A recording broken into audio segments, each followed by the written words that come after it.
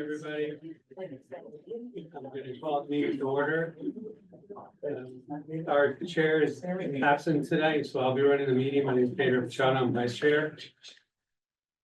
I have a quick disclaimer, then we'll get to it. So pursuant to Governor Baker's March 12, 2020 order suspending certain provisions of the open meeting law, and Governor Healy's March 29, 2023 revised order extending remote participation by all members in any meeting of a public body. This meeting of the planning board will be conducted both in person and via remote participation to the greatest extent possible.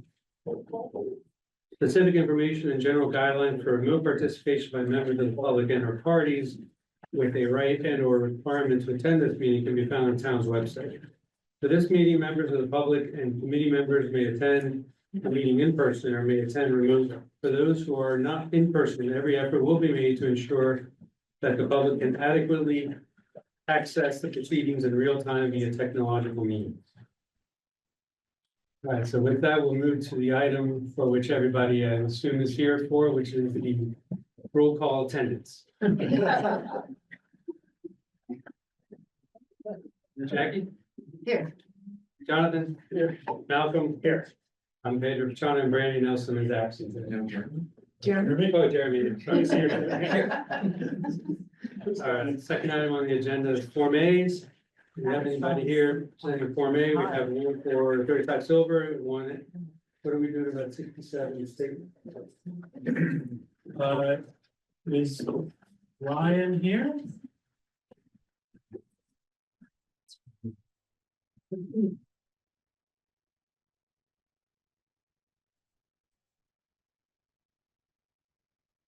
Right, the first item was presented to you at the last meeting, by BEK Associates. It's the, splitting off one lot, from the larger lot on Silver Street. The planning board's comments last time, indicated that the, width of the new lot.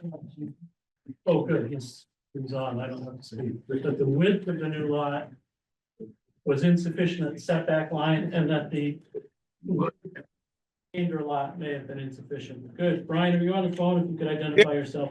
Here, can you hear me? Hi. Can you hear me? We can, yes. Okay, good. So, you did see when we came last time, we did not have the dimensions you required for the width of the lot. They are now on the plan you have before you. We have 53.79 feet at the minimum zoning setback for width. We also now show that the remaining land for the existing home residence has 40 feet width to the building lot. So we made the revision to requested, and we request that you approve it as a approving that required plan. All right, thank you. Need to endorse. I have a motion to endorse. Second. Any discussion?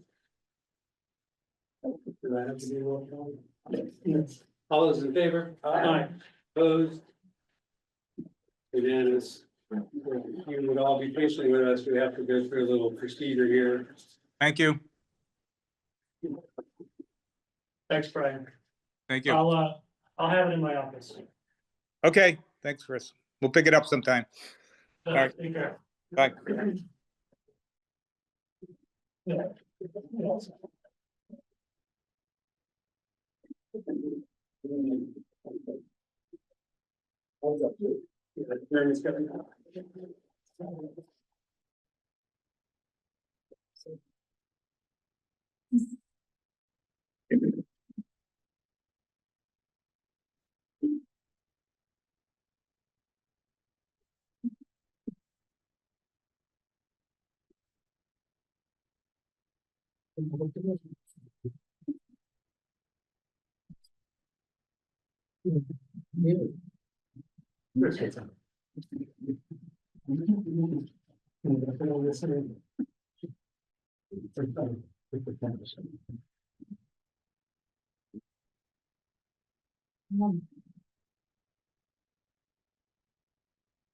Right, any questions?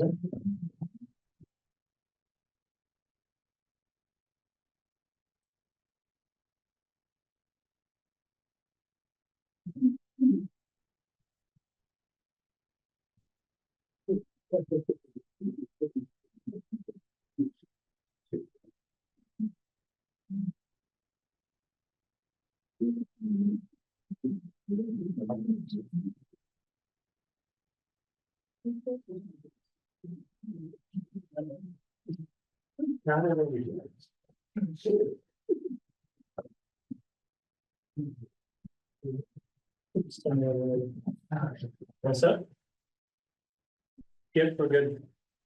Your second Form A tonight was for State Road. This is actually a plan that you endorsed at your December meeting, subject to the surveyor removing a clause from note number 5.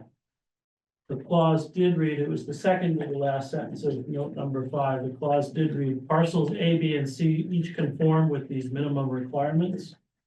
That clause is removed.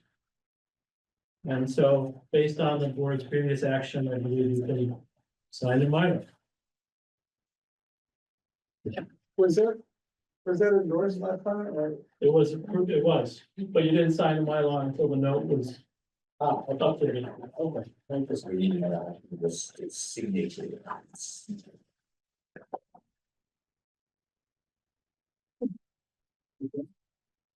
I'm totally there.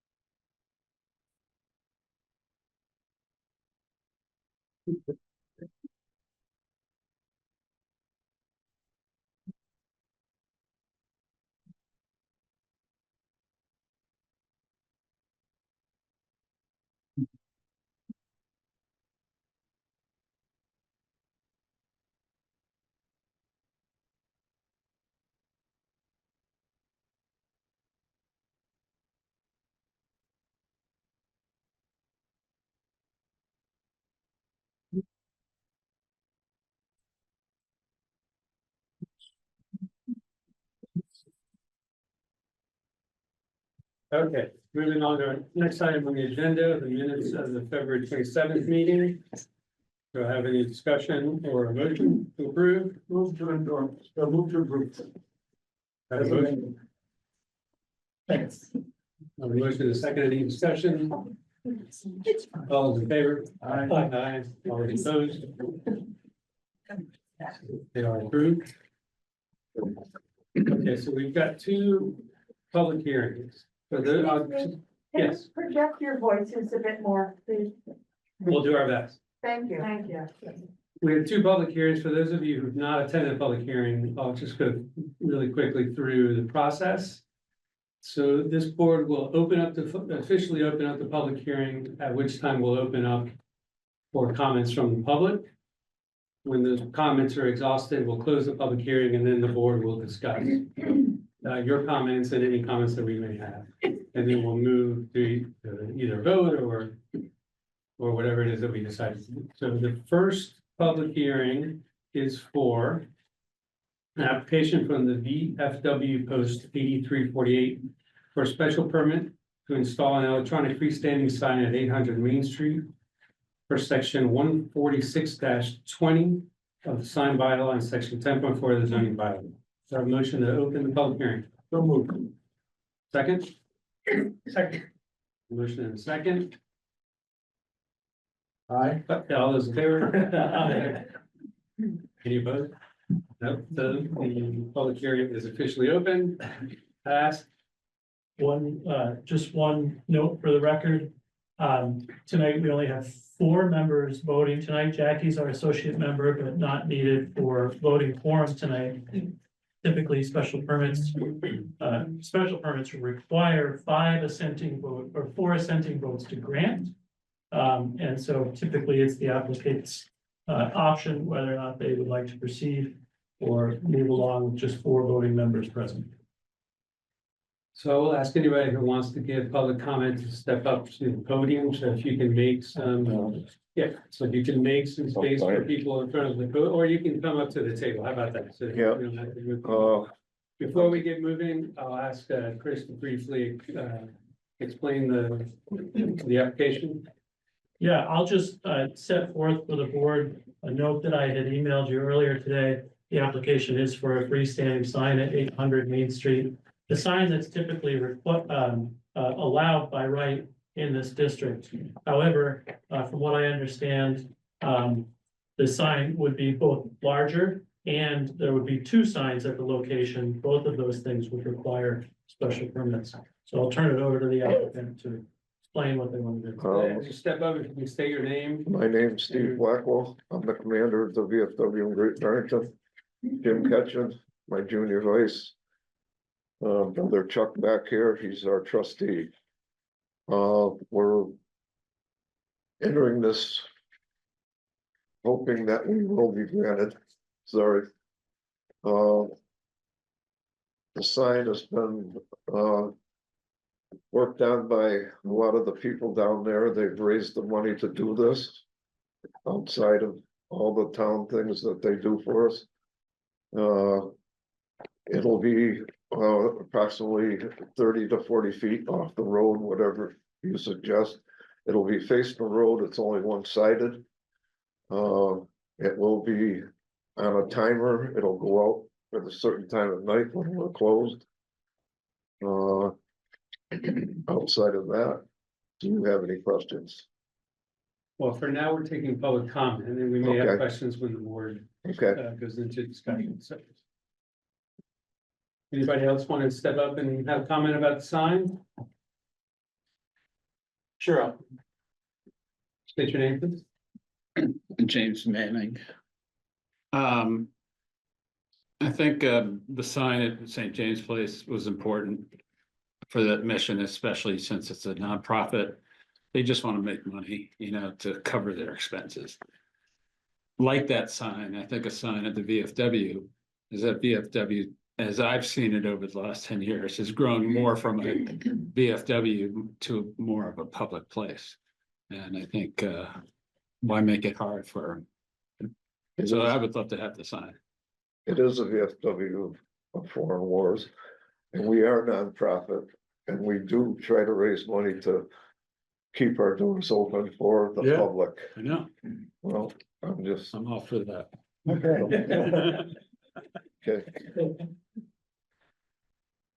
Any other comments? Anybody online?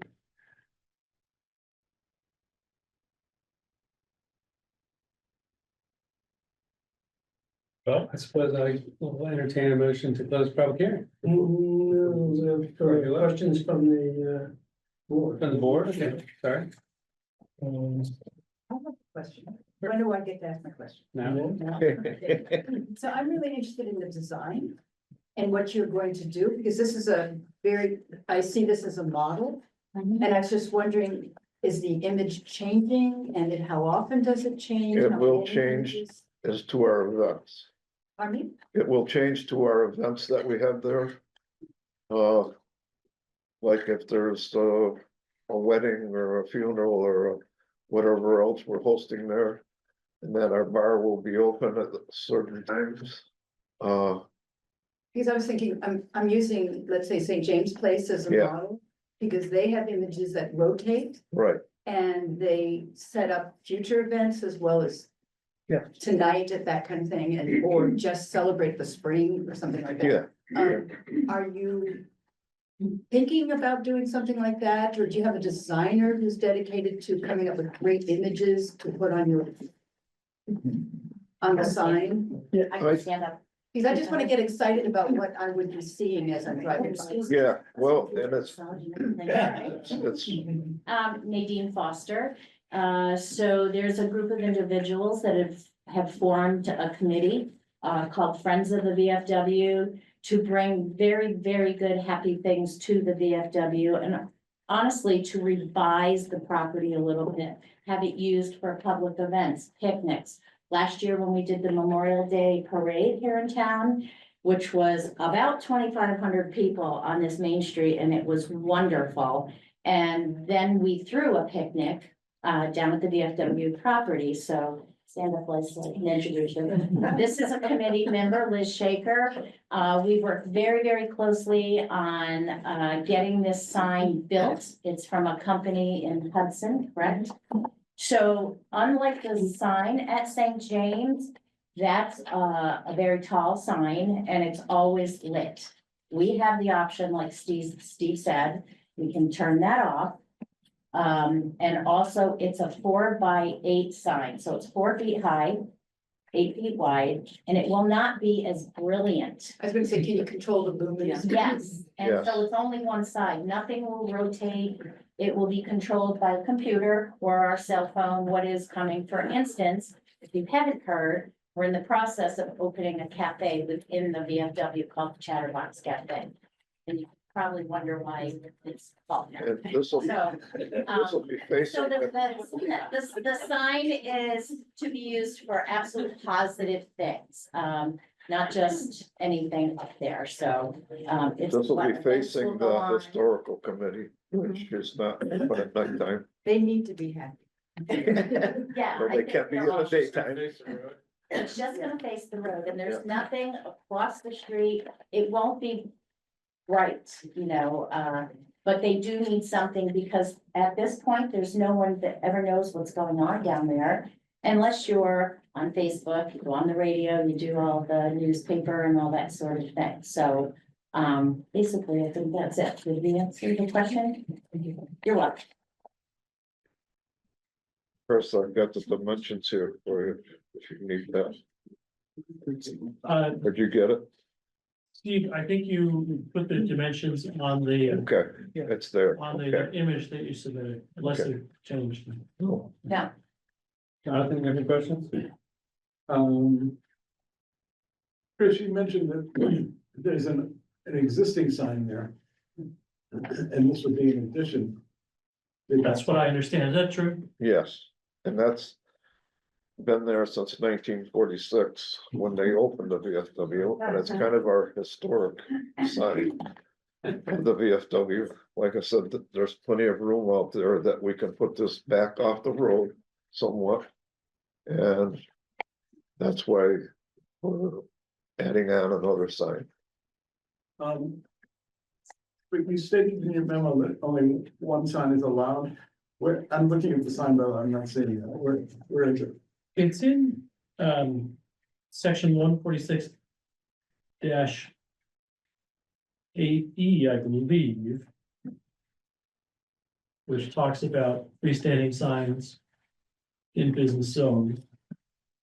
I believe it says a maximum of one.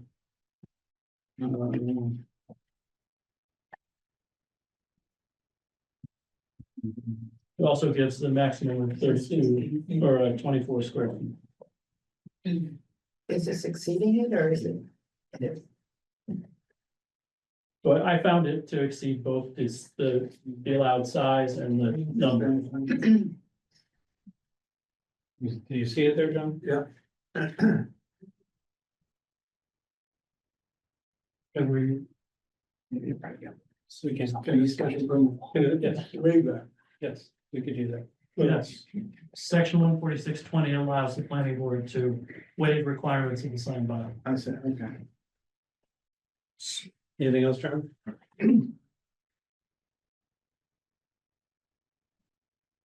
think that's fine. Malcolm? Don't need sign questions, but curiosity question. You guys starting to plan anything for July 2026 yet? Not that I know of, but our book, we have a book ready for it. Let me put a frayed bug in your ear. Okay, We have talked about that, yes. oh, No. well, wait a minute. No. We All right, have- I'm not putting that bug. in. Wait- Opened up wait a the minute. discussion for that, so, yes. Okay, I just, There you go. She knows about it. thank you. I think this is a great idea, and I'm really Thank you. happy to see the property become more used. Yes. Thank you. Karen? I have a couple of questions.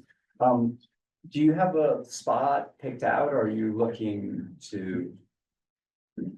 Or, Yes and no. It's like between the doctor's building and the original sign that's there, okay, which there's quite a good space there. and is And the it'll be idea, off the road. to have it like the setback similar to the existing sign? It might be whatever, Your specs, It's further than, It's further. Yeah. Further back, okay. Is it where that, is there a second sign that appears sometimes? Just a maybe lawn sign. Yeah, cause I see it Oh. in the Google, it has a breakfast and lunch, 8:30 to 2 PM. sign. oh, that's closed. Yeah. Three Sisters Cafe. that was a year or two ago. Yes, sorry. Okay, cool. Uh, And so I just have, just to continue on Jackie's question, so the images on the signs, is it gonna, so are you saying it's gonna be one image at a time and just consistent? Yes, Or I is think, it's I not don't gonna think it's gonna rotate? rotate or blink or flash or anything else. We're open, support your events. There's like I said, the parade's coming on such and such a day. Donations might be needed for 26, whatever. And is it gonna be illuminated at all hours, or is it just? I would say, in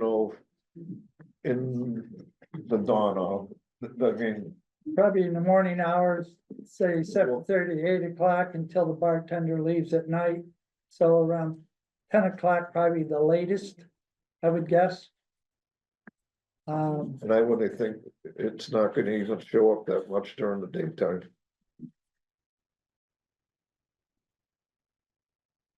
There is, excuse me, on top of the sign, there is the insignia. It will say, yes, it's in, yeah, right there. That will be there all the time. And that part's not electronic? No, No, that's. I think that's. Chris, I see that there's a limit of when the signs can be on your residential district, but is there a limit in business district? No, the statement was if there's an illuminated sign in a residential district, there's a limit to when the lights can be on. That's not the case in a business zone like this. It's something the board could discuss. I mean, there's always, if somebody was living across the street from you and the light was annoying, Yeah, you would have a problem, but there's nobody across the street. the historical It's society. historical. Is that the historical And they society close building? In their close. at 11 night. No. So, most days they are. Yeah, with the 2 days. Anybody else want to speak to the special permit application? I'll just move. You can speak in favor, against. Nobody online, Pedro? on Zoom, yes? Michelle? Right, okay, Michelle Rivera, 70 Division Street. As the daughter of a World War II vet and a sibling of a Vietnam War vet, I really support what they're doing.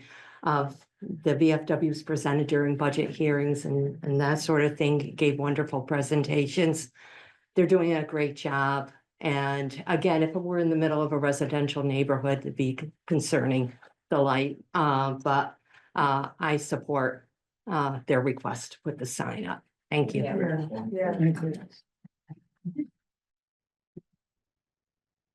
But it's a beautiful place. If you haven't even driven down the driveway to come and see our house. It is a pretty property. And this man up here, the third from the left, he's a Madolo, and that's he was killed in World War II, and that's who our post is named after. Along with some of these others who lost their lives in the Second World War, but that's who our post is named after. James A. Madolo, post 8348, yes. There's a sign on the wall over here, to the left of the screen Here, with everybody's name. They were hung at the beginning of the summer. So And just two other things for the record, the Conservation Commission reviewed it and has no jurisdiction on the permit. And the select board reviewed it and gave a positive recommendation to the planning board. Any other comments from the board? One last chance to the public. So you were, you can close the hearing if you want, then you can discuss the decision criteria. There a motion to close the hearing? So moved. Second. Motion and second, all those in favor? Aye. Opposed? None, so we close the public hearing. So you have criteria, there's one finding under the sign code 146-20. Planning board may grant a permit, I believe it's, if there's no detriment to the neighborhood, maybe is how it reads. And then there are the 6 typical criteria under special permits in the zoning bylaw at section 10.4.2. So we basically have two issues with the sign. One is that it's bigger than is allowed, and the other is that there's already a sign on the property. Does anybody on the board want to speak to either one of those issues? Well, I think, given the way it's set back, and the location of it, I think there's no problem with that size of the sign. What's the size of the current sign? You know, it's smaller than. oh, Yeah, It's maybe. not very big.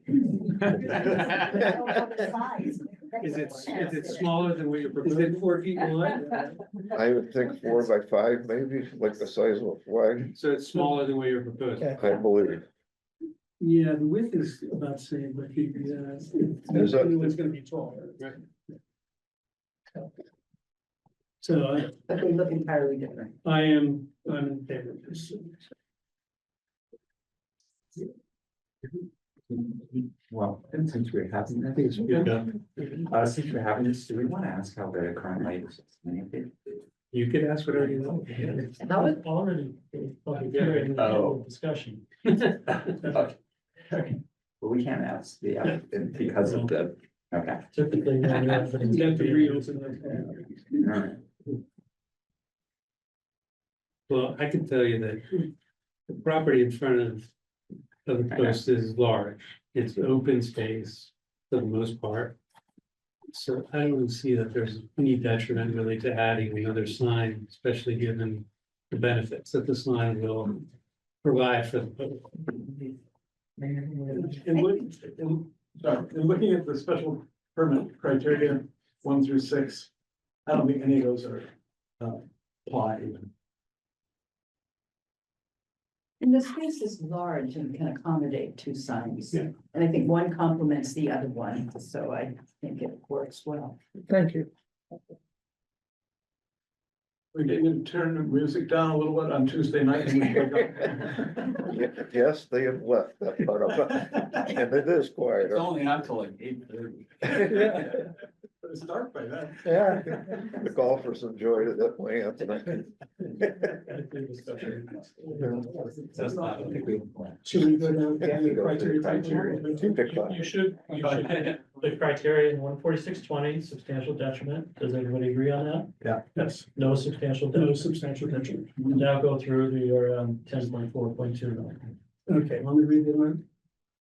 Social, economic, and community needs which are served by the proposal. I do serves the community needs. Traffic flow and safety, including parking and loading. I think we can find that it's not gonna have an impact on traffic safety. Adequacy of utilities and other public services, I don't think there'll be a drain on. Utilities or public services, neighborhood character and social structures. Well, it's a VFW. It's a neighborhood. Impacts on the natural environment. I don't think we found any impacts. Potential fiscal impact, including impact on town services, tax base, and employment. Well, can we have a positive impact? Okay, does everybody agree? So Chris, their application is not for these waivers that are granted. So my gut is just telling me to approve their special permit with, or not with conditions, but with the waivers that they're not looking for, that we want to give them. Well, I think, I don't know if the board needs to or wants to put in conditions on time of day for the lights or moving images. We'll discuss that. Maybe you're all okay with the answers. I would think that if they worked with the building inspector to fulfill the letter of the sign bylaw, that we should be okay with that.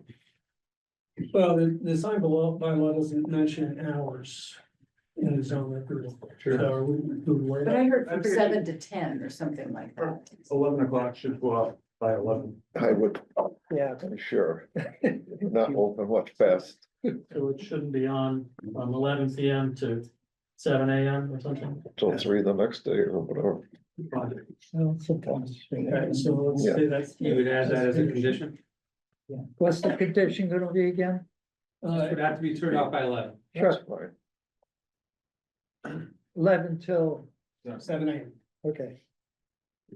So may I ask, sorry, Nadine Foster, when we get our cafe open, that will open at 7. So would 6:30 be okay to turn that sign on, just for business people coming through and, grabbing a. It doesn't make sense to just say till the sun comes up. Grab a roast sandwich if you get. Say 6 or 6:30. I mean, that's the working day. The chef in the kitchen will be there by 6. Sure. So can we make it by 6? Fine, six, we'll make it 6 to 11. If all of the community gets really upset with you, then No, I have something else. Yeah, anything else? You want to set that condition? Well, I think they proposed they're gonna set back 30 feet, so. Yeah, at least. So that's. in the- Yeah, and that's in the. I think so. That's the specification. Well, is there anything else? Do I hear a motion? Hold it. This says the existing sign is 30 feet, so I think we have to make the setback on the new sign at least. Existence. Yeah, They don't specify. So minimum of 30 feet. Yeah, Okay, so,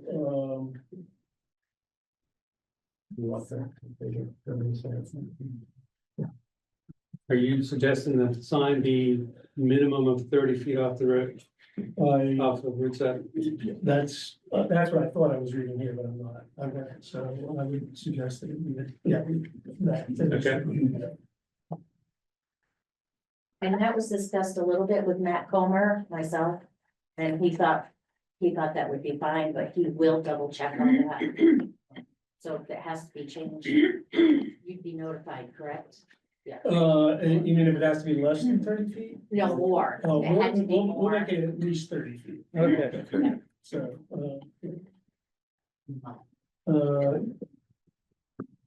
so is that it for conditions?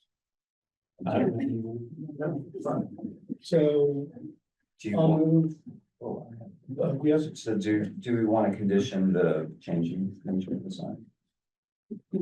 I do care. Well, I do. okay. I mean, when it's static. But I don't know what you limit it to. Period of time. What are you trying to say? So so right now they're saying they're not gonna switch from image to image. You're not rotated like. Not they do rotated like they do At the at St. James. And so we could say that it can't change images for this is the minimum period of time. So we could say like 2 minutes, you know, and The hamburgers are ready, see this thing tomorrow and go to bed happy. Whatever the message is. I'm sorry, don't mind. yeah. I don't, John, didn't you have something in here that specified the time? there was. There was, well, there was changes primarily. But I think that was the electronic sign, it's not the more key signs. Yeah, and Well, this is what I call it. I thought it was more key sign, Are you proposing a minimum of 2 minutes between changes? Per image, yeah, between the changing images. I mean, you're saying you're not gonna change the So, image. hold on, hold on, hold on, It's gonna be hold on, static. hold on. Signed by law, states electronic signs will be programmed at 30-second intervals. There you go. I mean, it doesn't have to be, it's what. I'm saying- That's the minimum. What Not we less post than will 30 probably be up there for days or whatever. We're not It's gonna saying, change. yeah, you know. I feel like. Favorite car show coming in August. Yeah. Yeah, you might have something that says, here's what's now, and here's what's next week. Yes. Yes. We Yeah. have something like, we Okay. can ask some questions now, because we're not. Oh, oh, yeah. Jeremy's still got a comment here. Yeah, so I mean, I find the 30-second a bit distracting, and then I would go back to the, that if it's a distraction to traffic, when it's that quick. I personally, in 30 seconds, I am from the roundabout down to.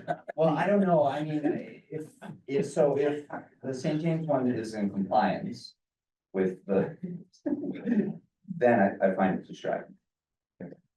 That's my only, so I would imagine it's not less than 30 seconds. But Does anybody else share this concern? Does anybody like to make this a? Well, I think it's probably, even though they're not gonna use it, it's probably a good idea to have a limit on there, how often it can change. A limit that's greater than 30 seconds? What's in, a limit that's greater than what's in the law? No. Keep it. well, then it's not then it's not. Then it's not what? Well, I mean, it's already in there, so we don't need to say. The question is whether or not you'd like to make a recommendation to increase the time interval between images. I don't think. I think 30 seconds is good enough. Do you need the group to vote on this? Well, we need all of our votes in it, before it's. Well, we would all need to agree on what conditions we'd like to set. Yes. Well, I can't vote, so go for it. You can discuss. Well, I mean, Jeremy, what I like to consider, whether, it would bother you out there. Across the road from the historical society, as much as it might bother you in here, it's walking down the street. Yeah, no, I know. Okay, I'm sorry, Nadine again. What's my last name?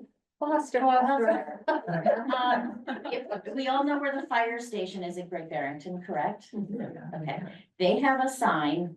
It's got a brick bottom and everything. I think that's a 4x6 sign. It's just lit softly. It doesn't change, it doesn't rotate. This is the same thing, only I think the dimensions are a little bit bigger. So maybe that'll help, because we're not having it flash, or it doesn't need to change from Chatterbox Cafe to Parade coming to whatever, because I find that distracting myself. It will only change per event. Maybe coffee for $1 or whatever, but it'll stay for days. It won't change. So I don't know if that would help you out. But yeah, we're probably discussing something Yeah, that doesn't. I mean, matter. and Should I sit down? I don't have any problem with it as presented. I just think that if it were to change at some point down the line, then I would. I don't know, I mean, it's far enough off the road that you're gonna see it driving by. I'm not hearing that. We had a Christmas tree down there. Did you see that? It was out in front about where that sign is. Did you see anybody see that down there? About the same size. No, they didn't do I'm that. not hearing anybody on the board having an issue with them complying with my bylaw. Well, yeah. Are you okay with that, Jeremy? No, but, Are you gonna? but I'm not gonna vote against it. So I'm not okay. Okay, so It's not enough to make me vote do I against it. hear any more discussion? Any other questions or? Your motion, I'll entertain. Move to approve special permit. With condition. Oh, And to and two conditions. I have a motion to approve the sign with the condition that it remain off from the hours between 11 PM and 6 AM in the morning. And that it be located at least 30 feet from the front street, from Route 7, from the front property line. Great, and that that it can exceed the size limits. Jonathan mentioned that, you know, so two waivers, one is size, one is the number. No, but Malcolm is correct, there's 3 conditions, or No, 2 conditions and the waiver. and 2 waivers. You got that, Kim? Three conditions? 2 conditions, 2 waivers. Yeah. got it. Okay, good, thanks. I need a second. Second. Any further discussion? All those in favor? Aye. All those opposed? Congratulations. Thank you.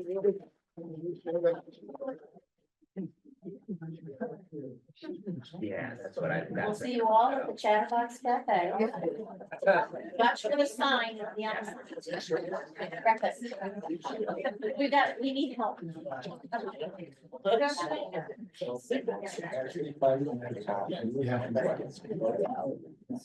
Okay, we'd like to move on to our next public hearing. Thank you.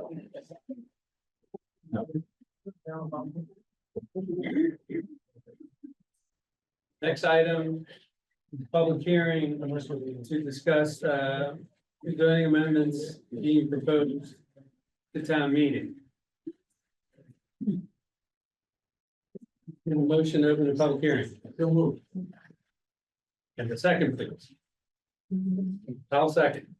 All those in favor? All those opposed? Public hearing is now officially open. As before, I'd ask anybody who has an interest in making public comment to do your best to come up to the table. If you're in the back of the room and it's complicated, if you would just stand up, please state your name and state your comment. Before we begin, I will ask the town planner to give us a little rundown of what we're gonna do here. Well, we'll just go item by item, if that's okay, unless you want me to present them all. Just go one. We can do item by item. Can we discuss the plan unit residential development first? Sure. The first zoning amendment tonight is a proposal to eliminate what is currently known as the planned unit residential development regulations of the zoning bylaws and replace it with what the planning board is calling the residential cluster development bylaw. The planned unit residential development bylaw does a number of things well, but what it doesn't do is something that this board has discussed often over the last several years. It does not require the clustering of residential units in a development or the parking within a development. And what the purge does is it ties the regulations to the planning board subdivision rules and regulations, which require large, wide roads and other things that work in opposition to what the board's goals of clustering residential development onto a lot are. So this model of a residential cluster is proposed in order to keep units relatively small, keep them relatively close together, and allow the development to occur by right. In certain areas as proposed in the new section 8.5.4. The density, dimensional regulations are included there, the parking regulations are included, and the open space requirements are included. The roadways in a residential cluster development are proposed to be smaller than they would be in a regular subdivision or a PURG. So I'll keep my comments brief.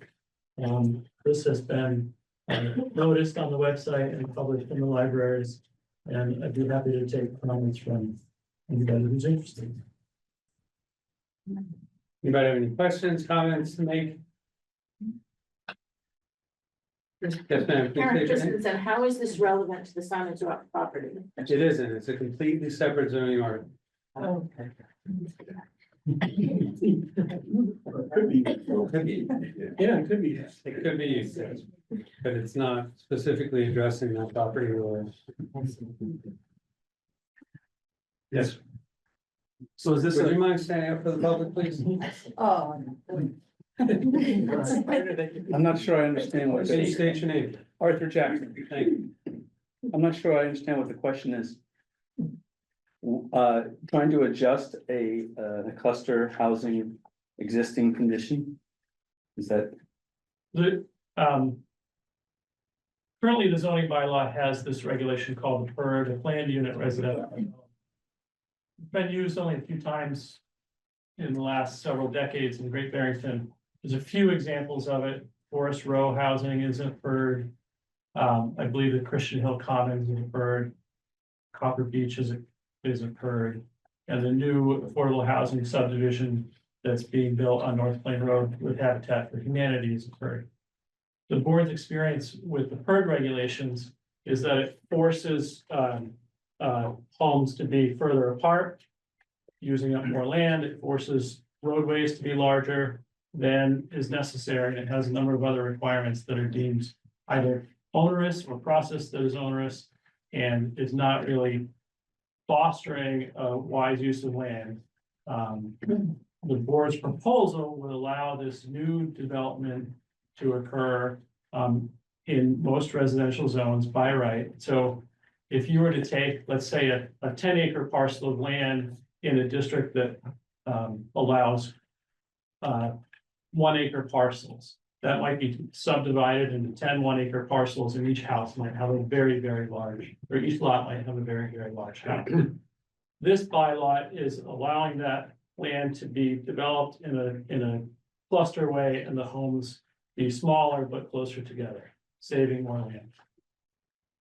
I would just add the idea of both is to provide for an open space and recreation for the inhabitants and in some instances for the rest of the town, for public good.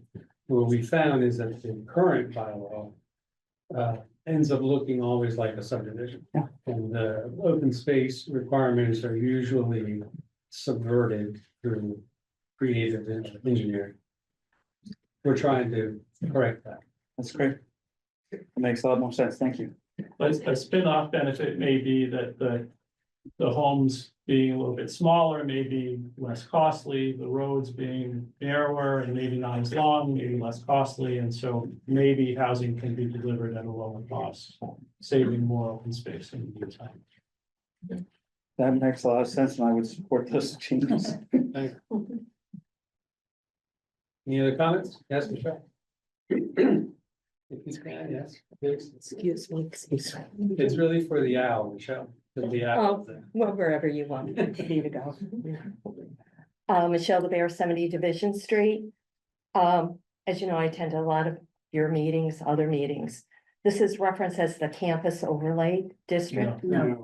Is that add a new overlay district? We're talking about the residential cluster development bylaw right now. Or number 5 on zoning amendment? We're on number 5, B1. Oh, so you're doing 1. Okay, all right. I'll come back. It's confusing. It's coming. We'll Yeah. get there.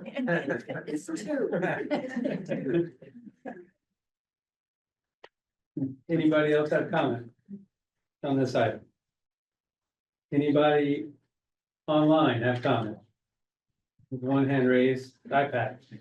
Just have to identify yourself, iPad. Jim Stark. I'm opposed to reducing the traffic parking requirement from 1.5 to 1. Did you get that?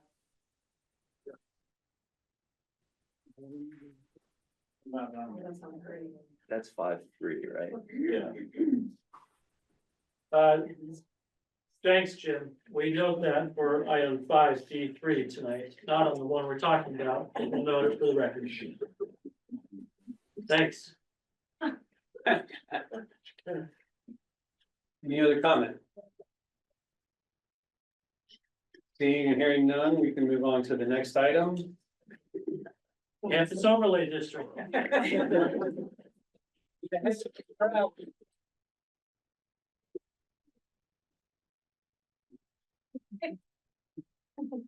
Chris? When the college announced its closure last year, the planning board had a little discussion about what the zoning there might and might not allow to happen once the college leaves. Right now, the site is developed and used as an educational use under the zoning bylaw and under Massachusetts law, which grants the site quite a bit of flexibility in what can happen there. Educational uses are more or less exempt from local regulations, except certain quote unquote reasonable regulations. But the use and what the buildings are there for and where they are built are generally exempt from local zoning. So the question the board had was, well, what happens when the educational use goes away? Can those uses continue? Can those buildings continue? And does the existing regulation for that area, which is primarily a residential zone, allowing maybe 1 or 2 family or 3 family homes on a lot, does that residential zoning actually reflect what's on the site or reflect what could be possible? And the planning board does not have any proposals in front of it for people looking to develop a certain thing on the campus, but what could be possible to revitalize and reuse the campus. So the board's approach, much like it took 10 or 15 years ago for the Housatonic Mills, is to write an overlay district where the current zoning stays in place. If you want to build a home, you can build a home.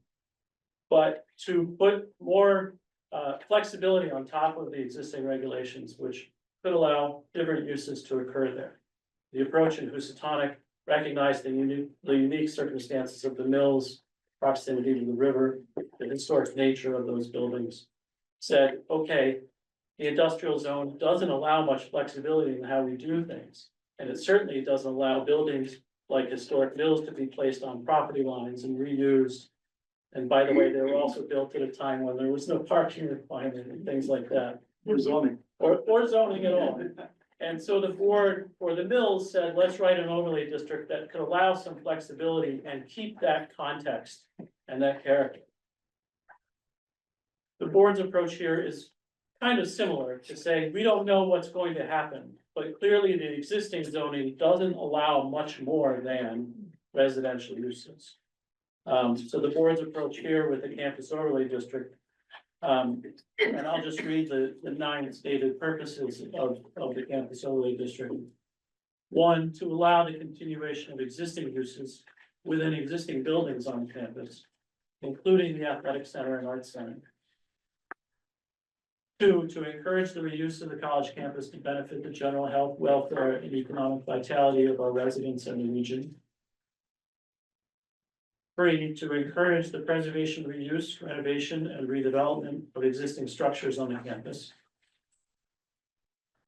4, to increase the supply of a variety of residential dwelling units and residential living options by reusing existing buildings or constructing new buildings on the campus.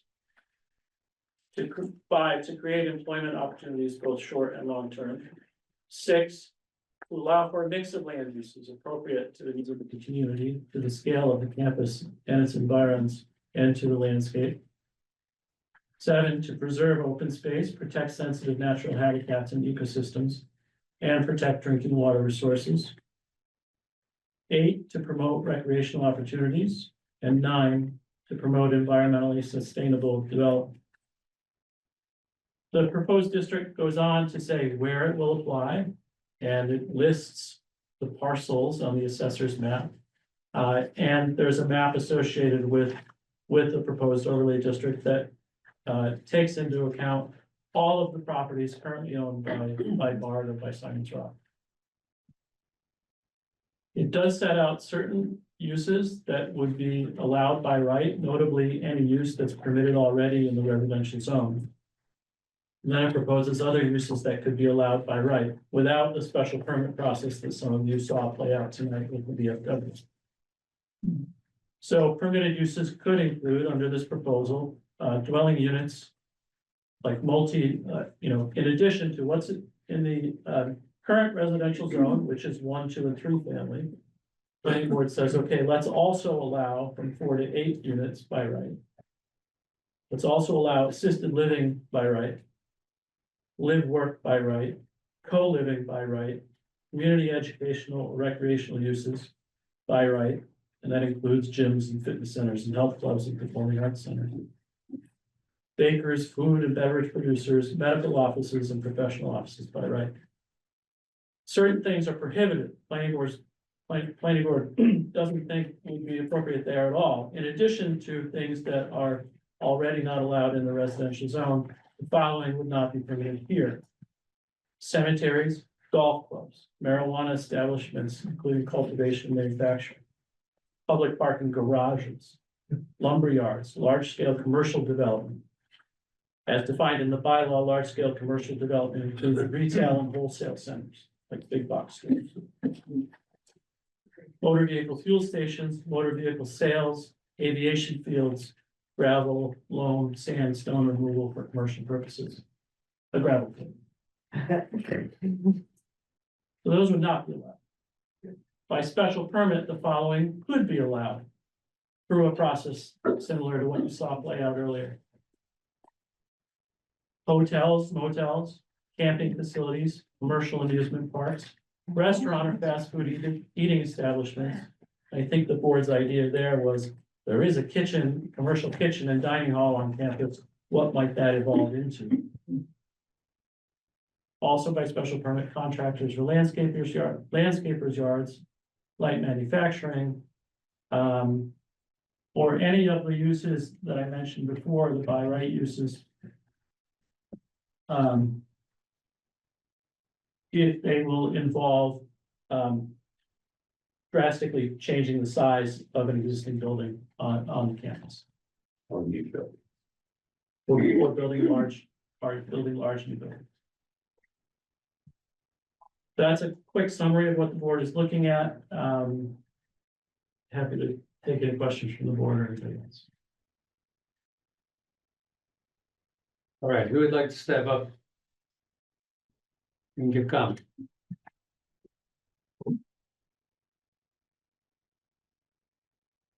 Peter Most, 19 East Mountain Road. I sent the board a brief memorandum yesterday, asking for 2 minor modifications to the overlay.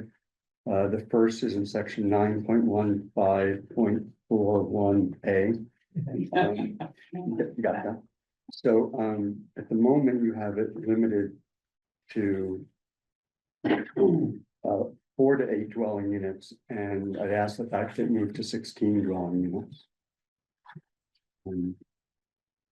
You want to discuss that, or to just tell you what the other one is? I thought you said 8 to 12. No, that was the prior memorandum. Oh, I missed this, Yeah. the updated The version. updated, it was a much funnier, better version. And then the other request is in 4.1B5 or Romanet 5, that you add food hall after gym fitness center in the list of permitted rights. Permitted uses. Food hall. You have a sense of how you would define that? Well, I note that it's not, there's no definition for it currently. We've been speaking with entities that are interested in utilizing the current cafeteria. The cafeteria building is 19,500 square feet. There's the dining area and then the kitchen area. It's far too large for a restaurant, but the food hall would be the general definition, maybe multiple entities doing various kinds of food provision. Food court. Food court in a mall, I think food court sounds bad. cafeteria, I mean, like a mall, yeah. You're gonna get a lot better food at a food hall than.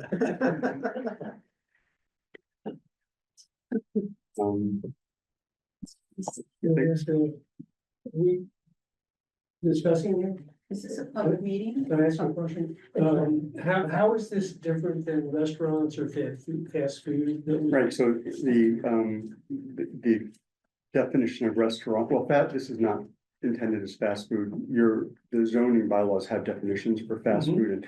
And these would be small sit-down restaurants, so it's small sit-down seating area. I hate to think of Jonathan's idea and a food court, but think of a nice food court. That's still affordable? Pardon me? It's still affordable. Affordable. I don't think that goes in the zone. The idea is that you have several food prep preparers. I mean, selling their wares there and somebody can walk in and choose. And maybe also like, we have the farmer's market when you walk around, that concept, just different entrepreneurs, farm to table, things of that nature. And it could very well be a farmer's market. That happens, right? So that's. Right. I mean, if we had a definition for food hall, it would include things like that.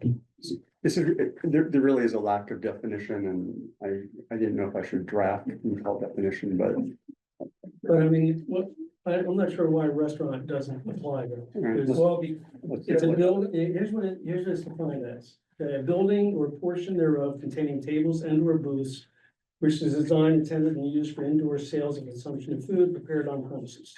But that contemplates, in my mind, a single establishment.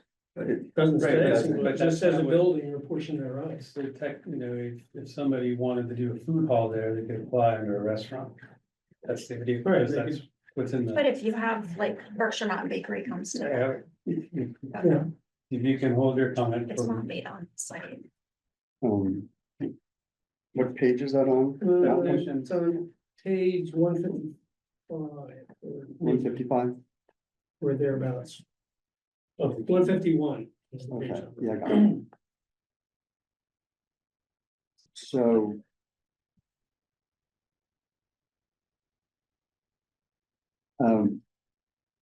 My reading of that seemed restrictive for what is, so here's the challenge for the board.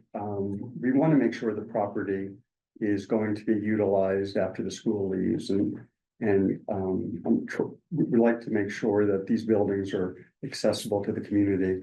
My reading of restaurant here, if it was restrictive, no one entity can afford a 19,500 square foot building. So by introducing a concept of food hall, I thought it might enable farm to table, farmers market, various uses that don't currently exist, that aren't currently defined in the zoning bylaw, but would help the building be utilized. So basically, what you're trying to do is use existing space and make it work under the language that we're using in this thing. Right. So, Except he's introducing a new term. Right, so that's the challenge that we face, is keeping this bylaw under control and simple and easy to use. And what we're suggesting is that somebody wanted to put a food hall in there could already do it. Yeah, and they. By special permit.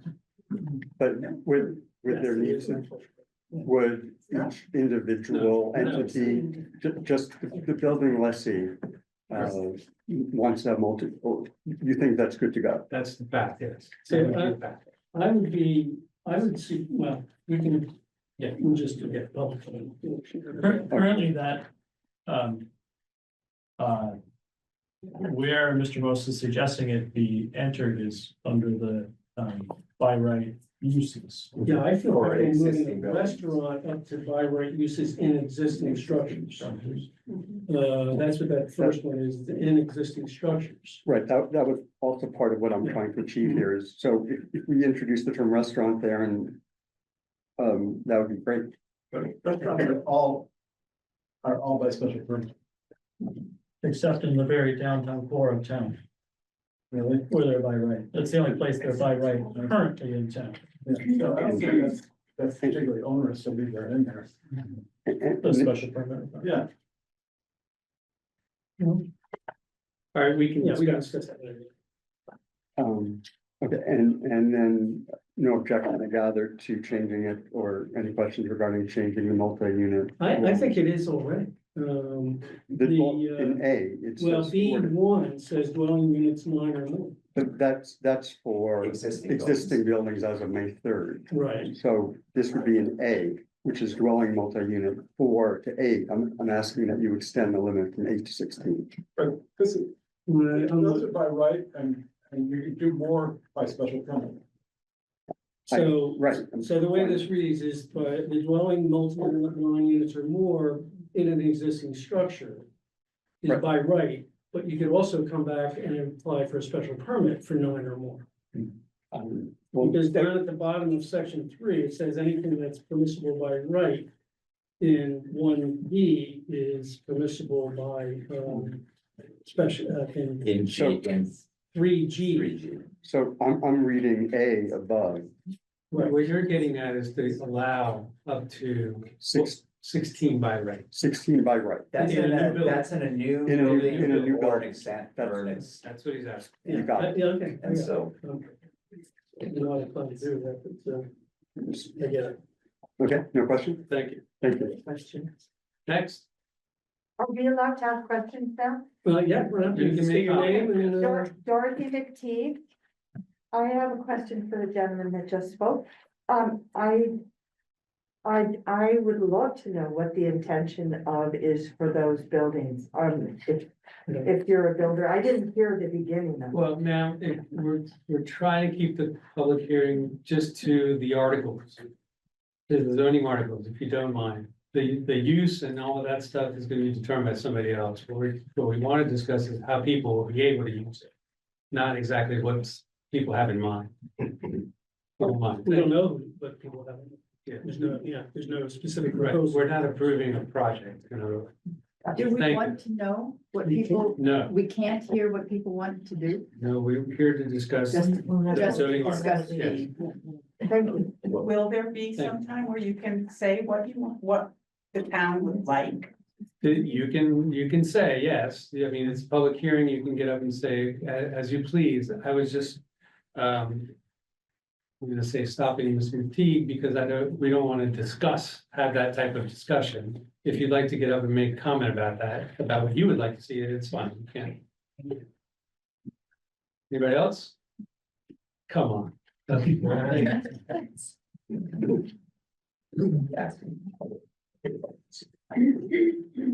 We'll try this again. Michelle Bear, 70 Division Street. First of all, I love the Simon's Rock campus. The whole property is absolutely gorgeous. As a matter of fact, my father was a bricklayer. He was a builder when it was first started. He, with Mrs. Blodgett, I remember her being there. My uncle worked decades at Simon's Rock on the maintenance crew. So there's a lot of affection for that property, and I would hate to see it, be trashed by a bad project. That being said, this is more about the process. And I would hate to see good work being tainted by anything else. A lot of work goes into these bylaws. I sit in your meetings and I hear the back and forth. And how your head doesn't explode, I don't know, but it's great. But I do know, and it stopped me if I should wait to citizens speak to say anything. I know there's a citizens group that is doing some work on this. That's not unusual. But I also know there are elected officials as part of the citizens group. And at a select board meeting, some members of the audience asked, well, who are the members of the citizens group? And that wasn't disclosed. But when elected officials are part of a group, I think it should be disclosed. My concern being if there's any conflict in that. Now, I know Steve Bannon, who's the chair of the select board, he did say he was part of the group. Berkshire Edge article said Pedro, the chair here, acting chair, is also a member of the group.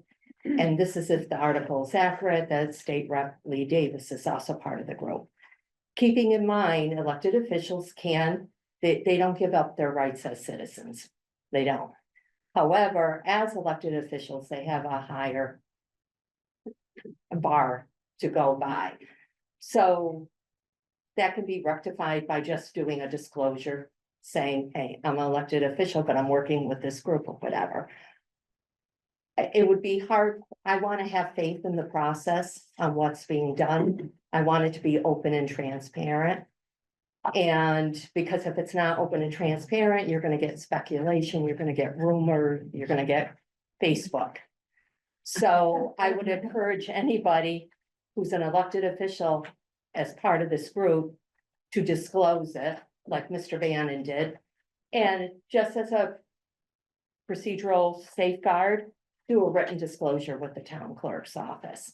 So I just wanted to make that comment because I'm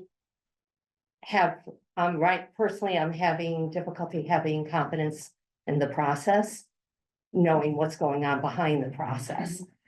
And you guys you're doing a great job. You've been open and transparent, been going to a lot of your meetings and everything on whatever you do now. So this should be no different. Thank you. Thank you. Anybody else? Can I ask a question of us or? Sure. I mean, I was just thinking, is this process right now really about what the planning board is doing is kind of building a scaffolding for how we are considering what developers would be able to do with the property? So we're trying to protect the property from odd, unwanted, ways of being or becoming, which that's like as you were describing what was going on with the mills.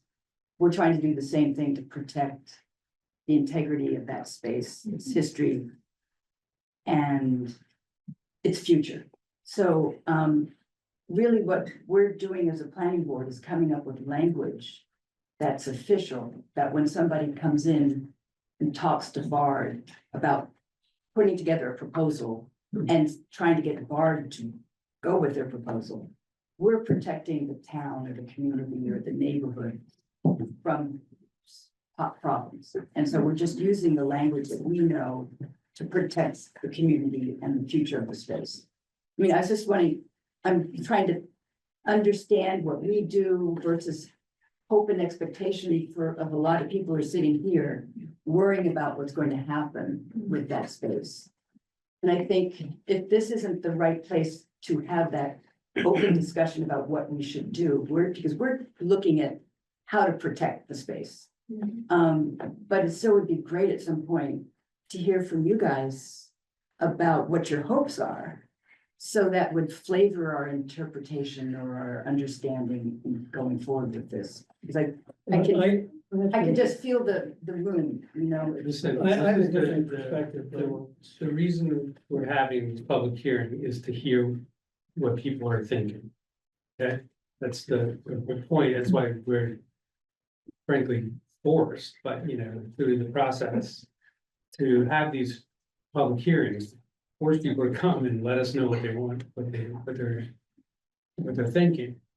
What we put forward, it was stated before as an effort to not, to make it as easy as possible to keep that property viable and alive, to not let it be abandoned, to not let it go into disrepair, as we've seen so many campuses across the country go into disrepair. So what we're trying to do is create enough flexibility in the uses that are there and in the land. So that it can be used in in many different ways. By anybody who's interested in going in and doing it. Yeah, I mean, I slightly, I look at it from the other side, Jack, in the sense that when we first heard that Simon's Rock was closing, we looked at that property and said, well, the only thing you can do on that property right now is build houses or open another school or move another school in. Because it's zoned as residential, a nonprofit school. And that's all you can do. So, and that's not good enough. I mean, it needs to open up, we need to open it up to allow other uses. So that other people that come in, builders that might come in and want to do something with the food hall or with the gym or with any of the buildings. Don't have to go and look at our bylaws and say, oh, you can't do that. Or they look at our bylaws and say, okay, we're gonna have to stand on our head and do it, because then the builder's just gonna walk away. Dorothy McTeague, my vision is to have UMass come here with a satellite. Wouldn't that be great? Then we wouldn't need any of it. Does anyone have connections? Well, I'm good. I'd like to let people who haven't spoken speak first. And if you'd stand. Hi, I'm Margaret McTeague, and I would say my concern would be that we don't turn this into a high-end big home thing. I'm very, very concerned about a developer deciding to just build high-end homes. We don't need those anymore. There's a housing issue. Can we not think in terms of at least having some of the people in our society, our communities in the Berkshire, even teachers, be able to buy a home around here? Does anybody actually notice that? Absolutely. I mean, so I would be very opposed to having these high-end homes, and I think clusters of smaller sort of developments, if it's gonna be a development at all, I mean, just a very kind of small homes in a smaller, more consolidated space that would be affordable is what I think would be, and also having UMass or BCC take over. So one of the things that I would hope, as you look through this and consider the bylaw, is if you have a vision of what you would like to see on the campus, does this bylaw allow it? Yeah, that's really what we're trying to do. My name is Jamie Shankman, and I would like to see the existing uses such as the KAC Athletic Center and the Daniel Arts Center remain as public use. Yeah. Whomever decides to develop it, my wish is that they incorporate a community use for each of those buildings, and it would be great if the planning board could require that.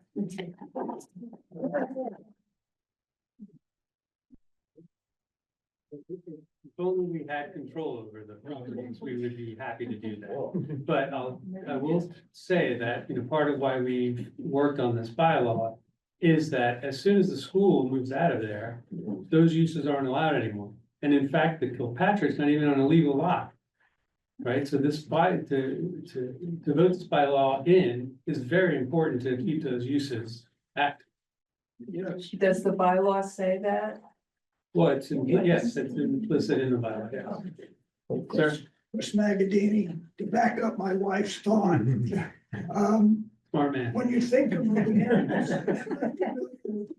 campus other than the athletic facilities and the theater. But when you think of those two things, when the students and faculty are gone, those two will still have an active participation from the community. So when you think of it that way, as being set apart from the rest of the campus, you can see the importance of those facilities. And we would like to maintain access to those facilities for the community, for their health, for all sorts of beneficial reasons. Yeah.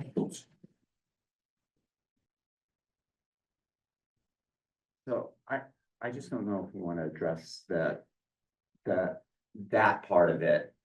Since the town doesn't have control of it, meaning it doesn't own those two lots, buildings. Like I don't know if we can really, I don't think we can write the bylaw to say that they have to continue to have public access. What we can do is make sure that somebody who wants to buy it and continue to have public access Can do it. can do it. We can't force it that way, but we want to enable it. I mean, the only way that the town can do that is that if the town's in possession of the property. And I don't know that anybody wants to. How much? In fact. Hi, Dr. Fishboy. So I'm here as a interested party in the Kilpatrick Center, really unclear if that's interested in purchasing it. Which will keep it as a community project. The question we have, and we've been concerned because we showed interest maybe about 8 months ago. And we've had inquiries with the school.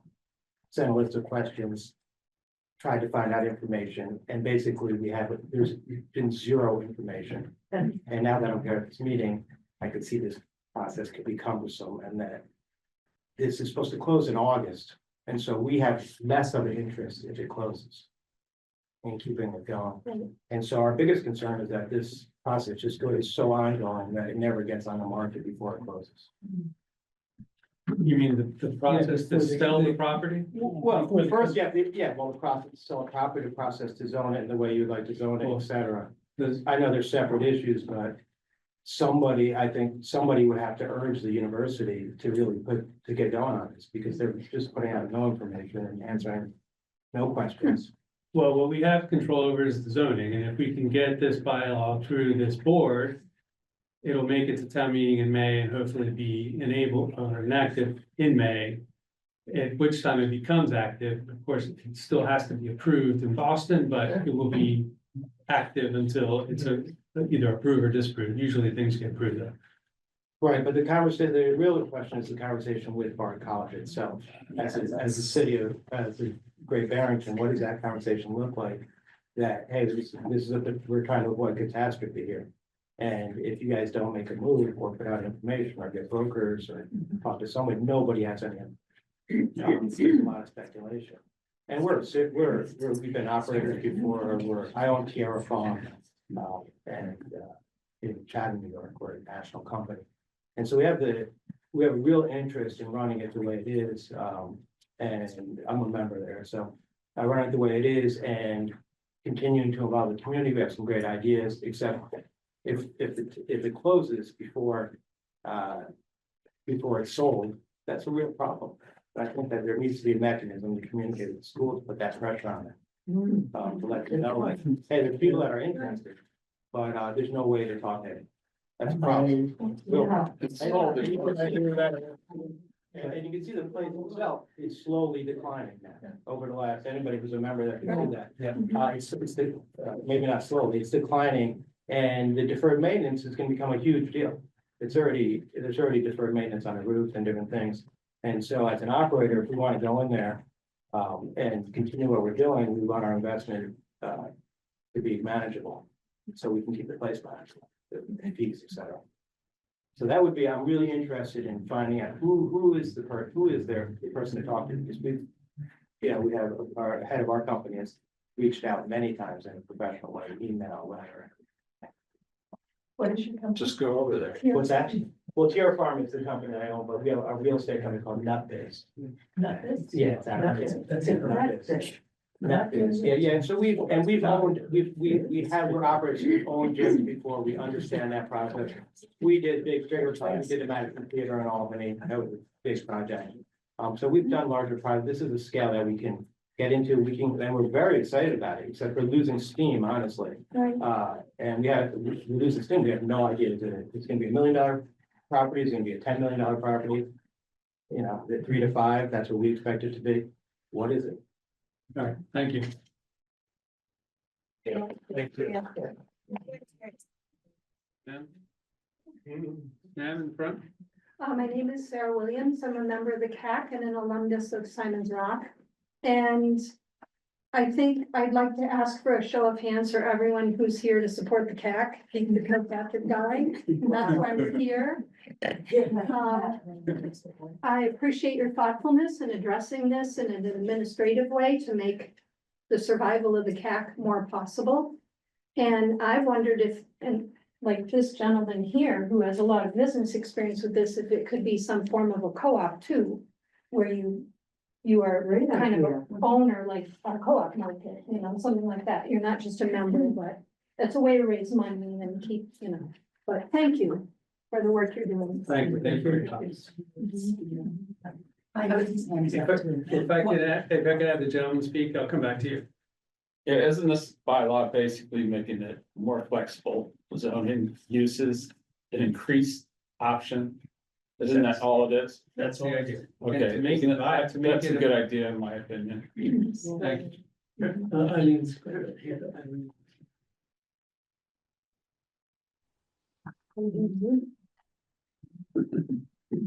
ahead, Eileen? I wondered whether, Eileen won't need the newsletter. I wondered whether Simon's Rock has seen the proposed bylaw, and from its perspective, perhaps working with possible buyers, has had any feedback. Not received any feedback, no. I don't know if they have it or not.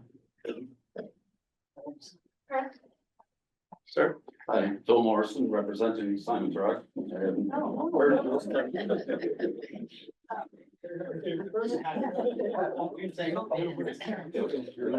call it, matter of fact, Okay. I call it you guys. So don't say it. All right, I do have a prepared statement, if that helps. Yeah. Okay. Simon's Rock is very sad to be leaving Great Barrington. Great Barrington has been a home to the college for more than 50 years. We are grateful to have been part of the local and regional community for so long. The number of faculty, staff, and alums that consider the Berkshires home is in the hundreds. And we recognize the benefit of the Simon's Rock campus to the town of Great Barrington and its residents. Unfortunately, the economic realities of operating a small liberal arts college has forced the college to make the difficult decision to leave the Great Barrington area and relocate to a campus adjacent to our longtime parent campus of Bard College in New York State. We will continue to care for the campus as long as we are the owners, so the property will be well maintained and monitored. Once the campus is once the campus is sold, we understand and accept that the Simon's Rock community will no longer have any say in how the land is used, but we do hope that the town will grant as much flexibility in use and development as possible to anyone who ultimately purchases the land and comes to live and work on the land. Our hope is that the land that once housed Simon's Rock continues to be land that serves the regional and local community in positive ways. We fully support what you're doing here. Thank you. Thank you. Anybody else want to give comment? Can you exchange content? We hope to have a realtor very soon. It's a very complicated property. People need to realize that. Thank you. Claudia? Yeah, Claudia Shapiro, 70 Hickory Plain Road. Had some questions. At the February 6th meeting, the board discussed contractors and landscapers yards as currently prohibited. Mr. Hankins said they should be made by special permit or something, seconded by Granby, subsequently moved to permitted. Is this correct? Contractors and landscapers yards are permitted. By special permit, Thank you. The board also discussed fast food facility. What did the board decide on this use? Special permit. At the February 6th meeting, Chris said mixed use was in the draft. How was mixed use included in this bylaw?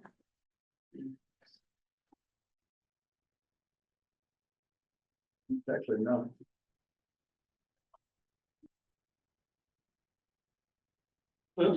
Yeah. Jonathan's right, mixed use is not listed in the bylaw. In the proposed language.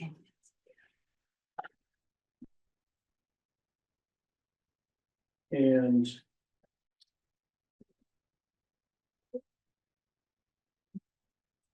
It is not allowed in the existing underlying R2 zone. So That's the currently it's not contemplated as a. That's the underlying zone, Chris, so. Right. Would it be required, for a zone change from the current R2 and R4 residential to a mixed use? The R2 and R4 residential zone stays in place. The question is, does the overlay zone allow other uses on top of that?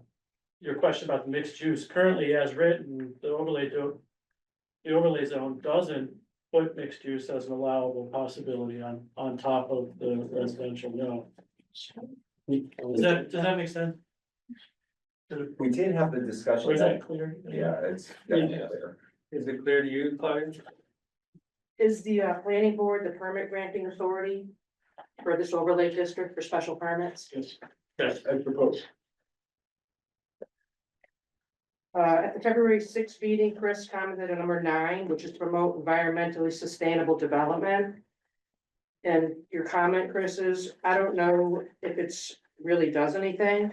It's nice, it's a nice thing. What it's actually doing, it's a nice thing. It's obviously a nice thing, but I don't think this bylaw does anything about that. So we should take this out. Brandy agreed with Chris that it was a nice thing and recommended removing it. Why? Well, we didn't end up removing it. It's still listed. So it's not, has not been removed? Correct. Right. It's in the current proposal. Chris, you said at the February 6th meeting, so the key to look at is what is and what is not allowed in the R2 and R4 zone, not in the underlying R2 and R4 zones, because this property is split. Some is R4 and some is R2, some water quality zone 2, and some is not. So some of these, like fuel stations, obviously not compatible with zone 2. The water quality zone 2 is the water quality protection overlay district zone 2. Are uses being added to the underlying zone? No, Are uses being added to the R4 and R4 zone? no, Are uses being added to the water quality protection overlay district zone 2? no. So what zone are the uses being added to?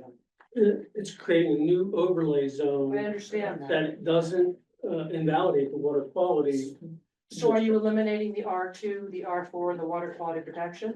No, No, So you're having an overlay over it? yes, not over the Just the water camp. quality protection. The water quality protection district still applies. Is there a differentiation between what is permitted and prohibited in the R2, R4 zones and what is permitted and prohibited in the water quality protection overlay district? I mean, there is, because the water quality protection district has more restrictive requirements. it's all set in the water quality protection district.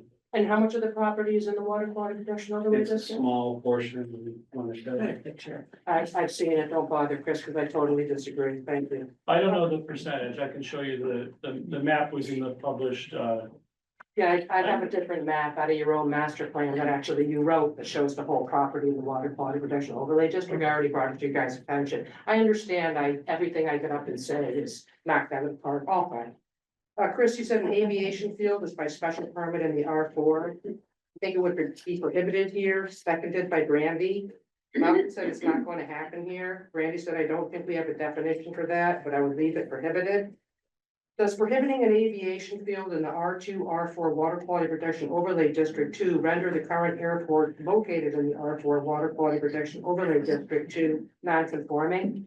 no, it's an aviation field would be prohibited only in this campus zone.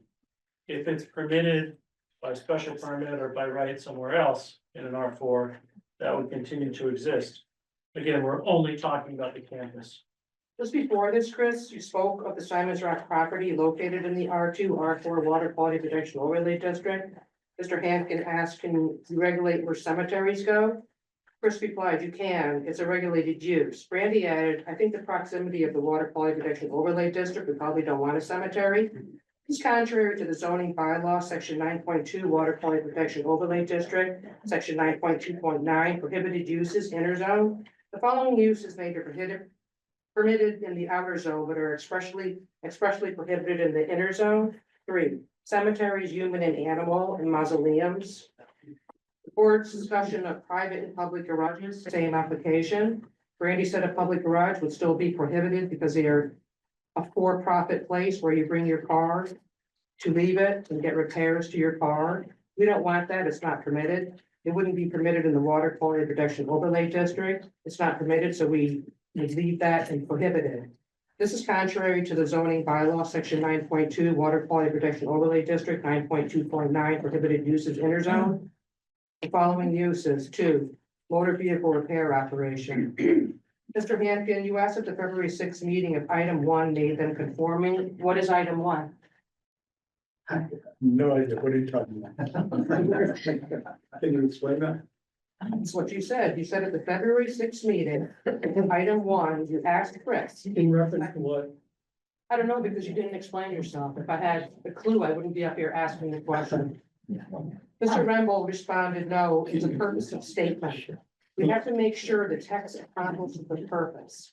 I'm concerned this need for a purpose/intent is to justify the creation of an overlay district over an existing water quality protection overlay district, zone 2. Massachusetts has strict laws regarding water source protection, and any new overlay district will need to adhere to these regulations, meaning it cannot significantly weaken water quality protections. To change a water protection overlay district, a town would need to go through another public hearing process, allowing the residents and stakeholders to provide on the proposed changes. The town would need to clearly demonstrate a strong reason for altering the existing water protection overlay, such as a new development plan with improved water quality safeguards. Legal review. Before implementing any change, it's crucial to consult with legal counsel to ensure how the new overlay district applies to state law and does not violate existing regulations. No offense, but that legal counsel appears to be Attorney Peter Most, Barrington zoning board member, counseling the planning board, and not just on his bylaw, for a Simon's Rock group that includes Pedro here, select board chair Steve Bannon, former select board and economic development review team vice chair, now state rep Lee Davis, and Steve Pacini, economic development review team chair. Attorney Most, you moved here 6 years ago and you're a political plot. Thank you. Thanks, Claudia. Anybody else have a comment? Thank you.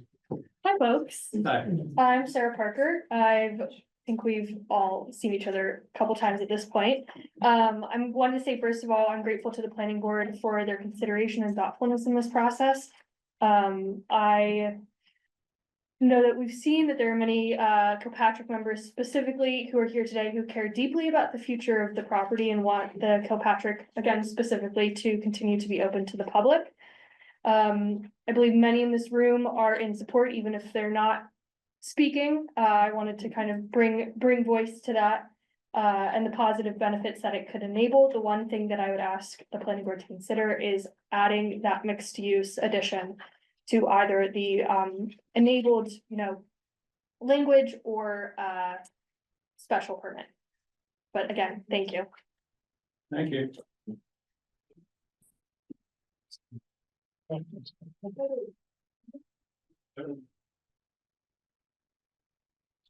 Hello, I'm Rufus Jones. We own a property across the street from Bar College at Simons Rock on Alfred Road. I'm also the president of James Weldon Johnson Foundation, where we've had a partnership with Bar College at Simons Rock since 2017, where we use the facilities for our artists in residency program. And we use this artists use the Daniel Art Center, the Kilpatrick facilities, just a wonderful place. And as you may know, we are here for historic preservation, land conservation, and protecting the aesthetics and the spirit of the land as well as the structures here. And I wrote you an email yesterday and just a few clarifications on the campus overlay district. For example, you have on special permits, hotels. In consideration of the Searles Middle School development, the 88-room development on Bridge Street, is there when you talk about hotels, is there a maximum number of hotel rooms allowed? And if you can discuss what you mean by hotels. Under, I'm not sure if this fits under affordable housing, but in the statement, when you say the increase the supply variety of residential dwelling units, does that include affordable housing? For example, I was on the board of the CDCSB, and you have Windbush and you have Bentley. Is that what you mean by the residential units, or does it include in affordable housing? And this also may be a question for Bard College. I understand the campus overlay district, and I appreciate that you all are being assertive with this wonderful idea. My understanding that Bard College, Simons Rock has a D restriction, which restricts it to educational college purposes. So what's the process of waiving that D restriction, and what's the process of moving the discontinuance of the charitable purpose restriction? Thank you. That restriction is a legal matter. It doesn't have anything to do with the town. And so if they take it out of the deed, it goes away, but if it's still there, there's nothing we can do. A lot of deed restrictions expire after 30 years. But I don't know about this one. So are you saying that if they do not lift the D restriction, then the campus overlay district That's gonna be a major problem for. doesn't work? Well, no longer restricted. It's no longer restricted. Expired. Because of 30 years, they expired. It's my understanding, and I've researched the deed, that the restriction was lifted by the Blodgett Foundation in 1975. It was written in 1965 and would have expired in 1995, but it was lifted by the foundation in 75. Is there evidence of that? Yes. Where do you find it? Where? Public record. But I can get it to you. Thank you.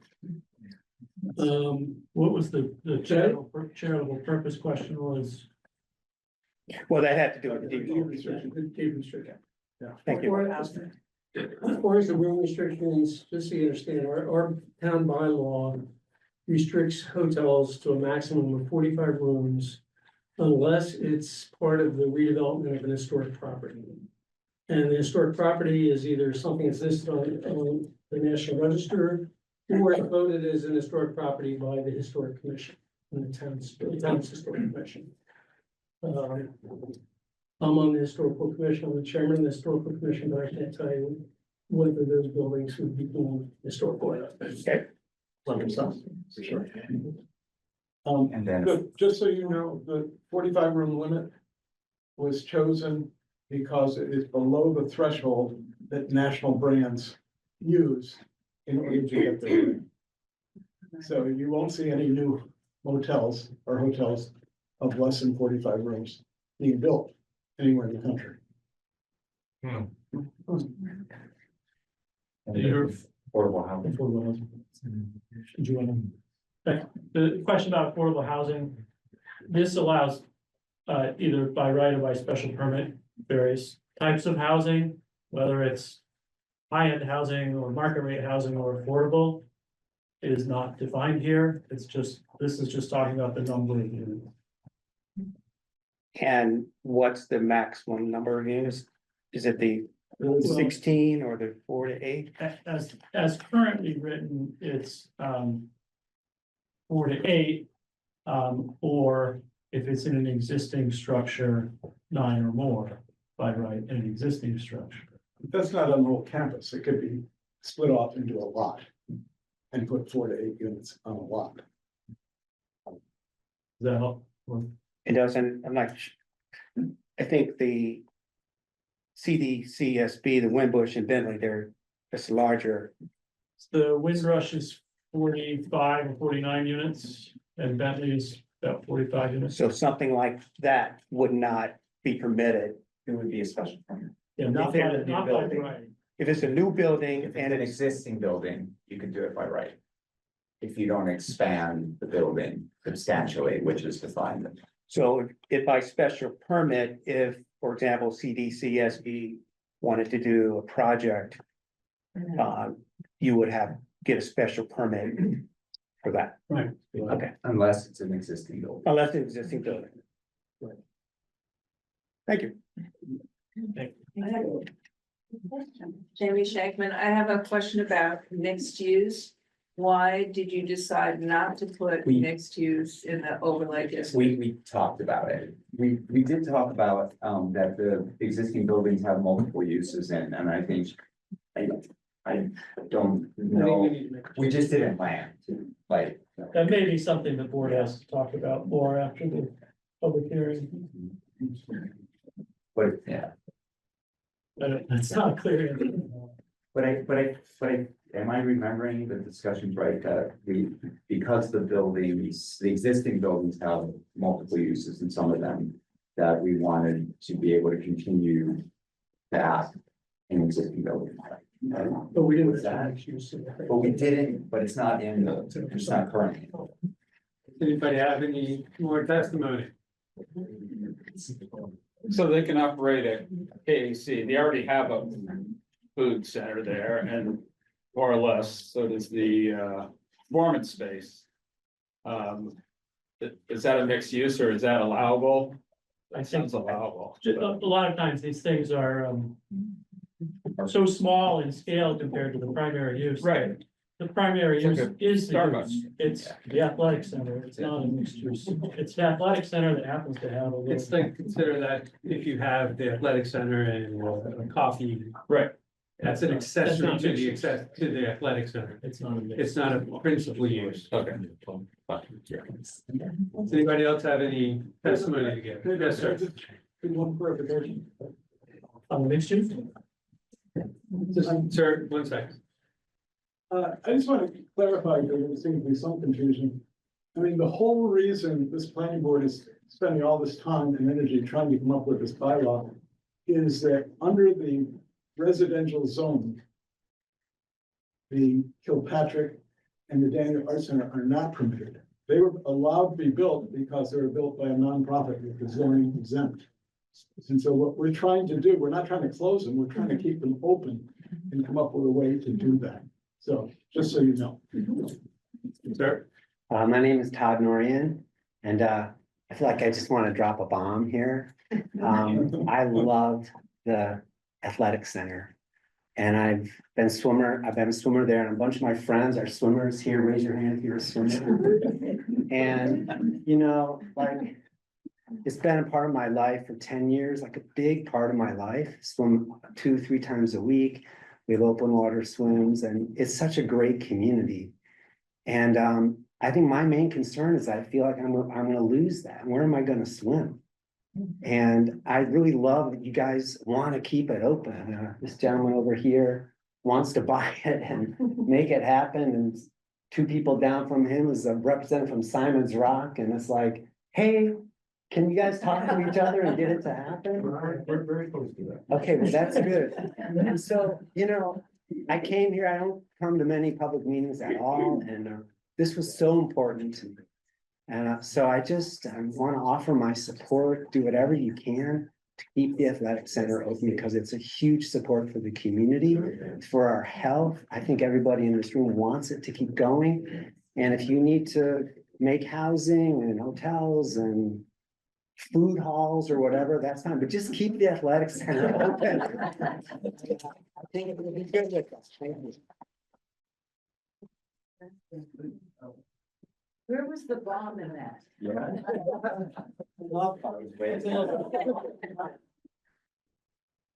Anybody else? So, yes, sir. My name is Steve Small, and I'm actually this close to Great Barrington. First out in Sheffield as you go down. And so I know I'm not allowed to talk, but I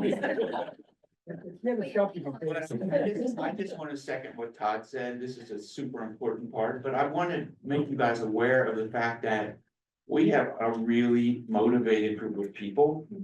who would be willing to try to do some kind of stopgap thing to keep the center open in that period in between when Bard owns it and when somebody else owns it, because we feel like if that pool closes, it's gonna be a lot of money to reopen it. It's just the way it is. They empty, the pipes get fucked up. Yeah, sorry. And I feel like, that's something that we just want you guys to be aware of. We have a really great group of people that have some money and have some motivation that we really like to be able to be a stopgap in these movements.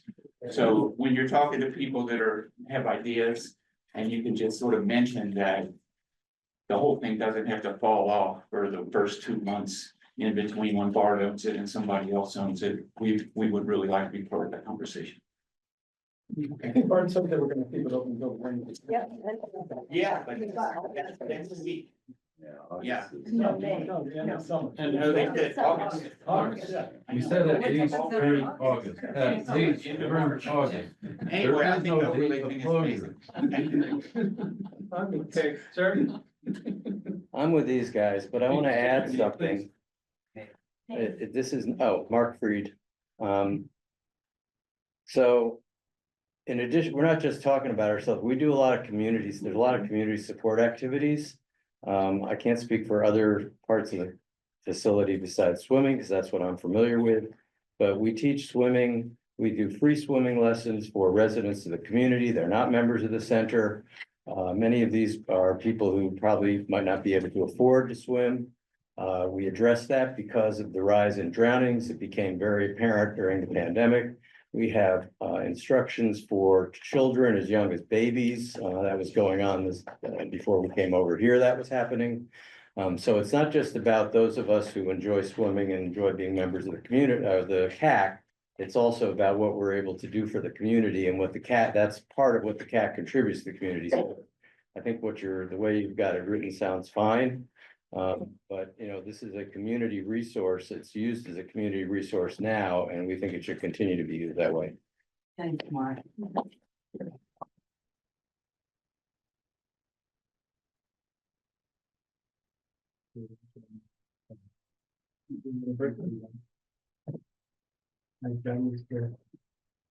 Mr. Bowman. Anybody else? There was, Mr. Chairman, one letter submitted by a butter on the north side, Ron Michelini. I'm pleased that the planning board is taking steps to ensure appropriate future for the campus. However, several items struck me as inappropriate. This is a transition zone between the densely packed hill and Lake Mansfield area and the more rural countryside of Seekonk and Alford. I was shocked to read that fast food establishments, commercial amusement parks, and motels could be considered for the campus by special permit. These are commercial uses that are totally inappropriate for the area. On the other hand, why is marijuana cultivation automatically ruled out? It would seem an appropriate way to maintain open space and in keeping with existing agricultural fields. Please reconsider these items before putting the amendments up for town meeting vote.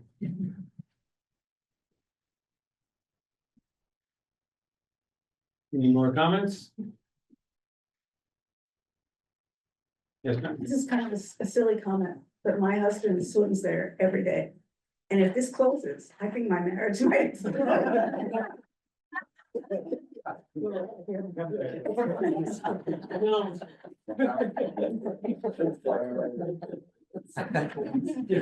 Yeah, we need your name for the record.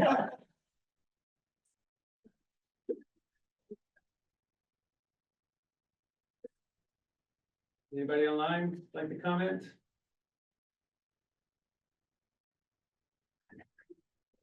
Board have any comments or questions? Anything you'd like to address to the public? No, we didn't. Do we, well, we have the comments, but it's after the public hearing. But you can address questions to anybody who commented or to the public in general if you'd like at this point. I'd like to say just a couple of things. One, on a personal note, my name has been thrown around as being part of this, Simon's Rock group. And I have been, on some of the phone calls, and I've been consulting in the group, giving them zoning advice and introducing them to this, web of uses and whatnot for the site, but I am in no way involved in any of the financial, negotiations or whatever they're doing, nor do I have an interest. I am an architect, but I have no jobs lined up or anything like that. So just for the record, it's been brought up, not just at this meeting, but at the previous meeting. I just want to clear that up. The second thing I'd like to address is just to let everybody in the public that's here today know that we as a planning board and really as a town, we have very limited power over what actually happens with this land, because we don't control it. Right now, it belongs to Simon's Rock. And if they are able to negotiate a sale, it will belong to whoever purchases it. So I would like to encourage anybody who spoke up with your desires for what you want for the property to perhaps take it to the select board as well. Perhaps the select board can reach out, the town manager can reach out to Simon's Rock, and there can be some discussions started on that end. But the select board, unless you want to put a petition together and take an idea to town meeting to purchase the property as a town and have everybody at town meeting discuss it and, take up that vote, there's very little that the town's gonna be able to do. What we're trying to do is to allow us some control over what actually happens there. So I would advise all of you who are interested in what happens there to really, go over this bylaw, maybe stay for the deliberations and show up to town meeting and vote your conscience on it. Yes. Liz Chambers, 899 Main Street. Question on, does the hotel motel usage have to be in there, or, I mean, that's sort of also based on the person's letter that you just read. Is that a usage that has to be stated in the mixed use? I really would not want to see a hotel or motel put into any of that property, no matter how small or large it is. There's so many other more useful things for that land than hotel. We haven't. So I just wondered if it has to be included in there. Or if you don't include it, is that a problem? Well, What happens? The boards, if I could speak to that, I mean, I think we need to keep it open. I'd hate to have the property go down, for example, a dorm or something. If the only use for it was a hotel or a motel, and somebody was willing to come in and invest in the town and put that there. It is by special permit, which means that the special permit granting authority should be the planning board and say no. Okay. One of our objectives here was to try to keep the doors open for those things that people might invest in and might not be too objectionable to the town. And I think that falls my court, and that's my own. Yeah. I was gonna address, but Malcolm said that, what everyone's trying to do is make sure this doesn't end up being the next DeSisto School or Searles, where it doesn't get involved. As you heard from Bard and Simon's Rock behind us, they would like to see this. This board should be congratulated for being proactive. If they weren't doing this now, no one would want to touch the property because it'd have to be another year waiting to get to town meeting. And by having this list of possibilities enables someone to come in who might want to turn a dorm into a small hotel that might feed a campus for other uses. So it's really helpful not to be restrictive. And to have the permit process. be And have part of the, that right, so for a special process, permit, right? yeah, have at it, if someone wants to put in a Marriott there. Yeah, if somebody wants to come before us and propose a Fairfield Inn, come before us. Your voice will be heard. Any last comments? Seeing none, I will entertain a motion. Oh, that's right. We did. We'll move on to the final zoning item together. Chris, would you like to introduce that item for us?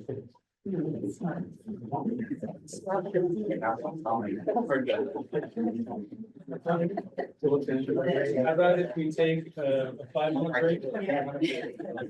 Thank everybody. Thank you.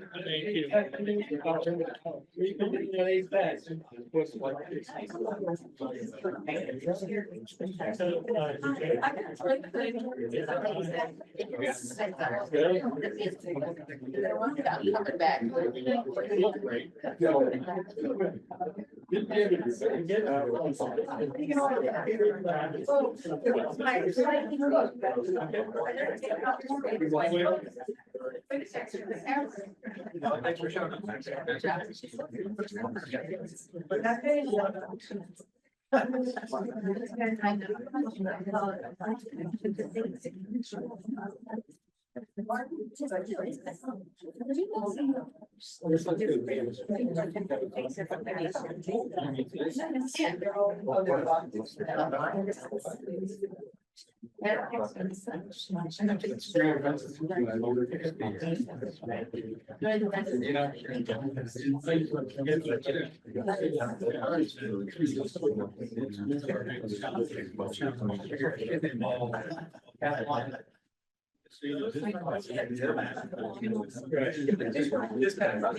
I'm not, I don't see.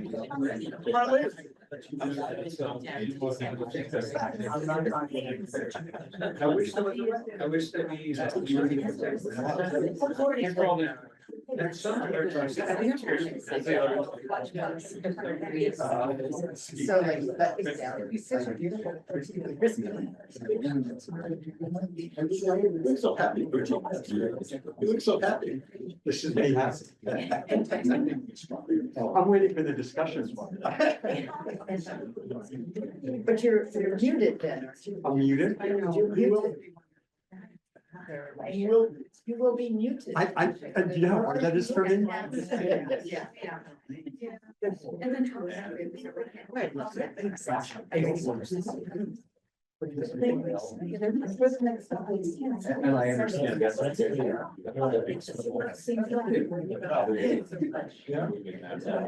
Yeah, maybe we'll get a pass. I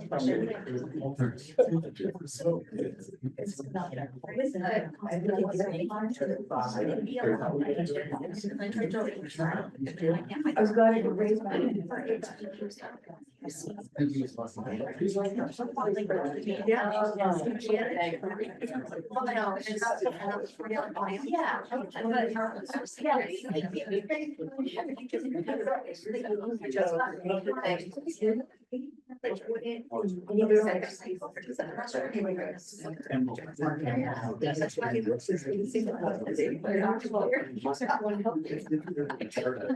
Take care. It's a pleasure.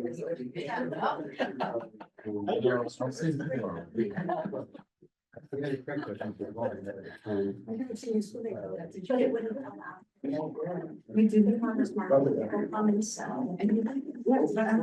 No, but I'm going to swim.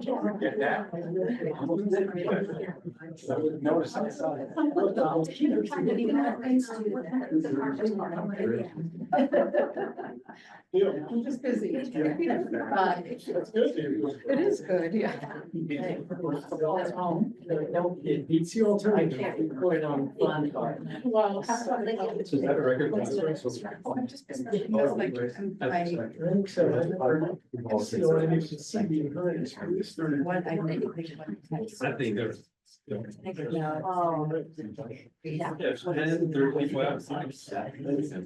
And I go, the man is in there. Yeah, I'm COVID. So it's like. Thanks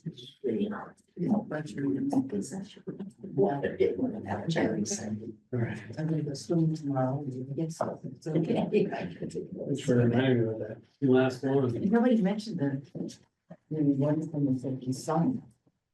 He goes swimming and then we can jump in the sun.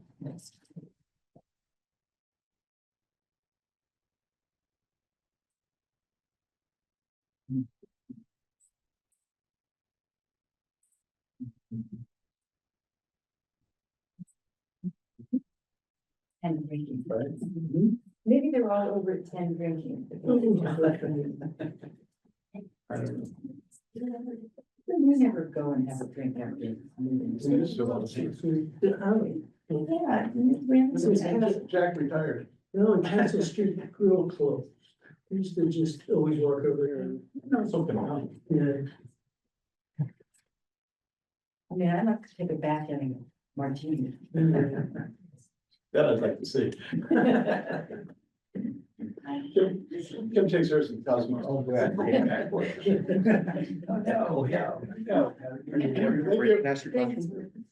Need a break. You're on the tour. If that matters. So why is there a parking requirement? What is the?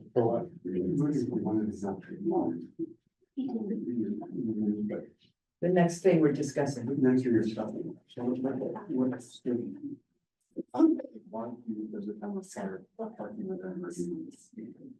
Because we don't have any on-street parking. Ask them the parking questions. I don't mean to be facetious, but honestly. So it's Liberty's parking. So, well, yeah, so it's off-street parking. Yeah. They should raise it during here. No, that would be good to do. We're gonna have a discussion with the. Oh, I apologize. The normal size planning board.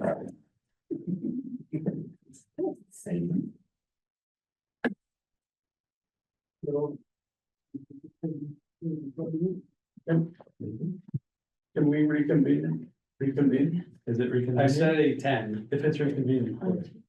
Oh, we're all Is it here. 10 minutes? I said 8:10, so we can, I know that we can. Somebody might. Some online people might be away from the computer.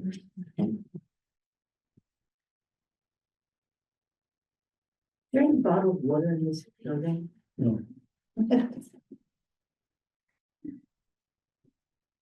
I do have a few suggested edits to both those things we talked about so far. So we handle that when we will do discussion, right? Okay. And we had, John doing that. Yes. So we wait till after this. last one. When we close the public hearing, then we go to the deliberation. I don't cover councils. Do you have a long planners? Any report? These are actually. Yeah, he was. But you have a. Chris, do you have a long town planners report tonight? He said something that made your Zoom think we were changing the language. From your speaking language.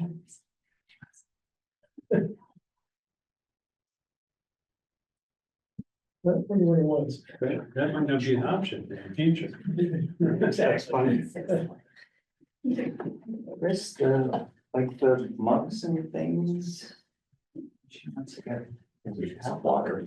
Either that or it might be. Do we drink we're the even having. town's water? There's a kitchen. Me too. Many people. I don't know, You're on a well, you know. I don't know. I have to filter it. Yeah. It's by the elevator. But of course I usually. Because the frost is freeze, I mean, the ground still frozen. They're not really till the grass. You're not able to replace your divots. Surgery. I don't make it. Well, if you wish, you don't. Tease every ball up. I didn't know whether they closed it. No, it was, he could have done the surgery and just done too little incision. It's really hard and.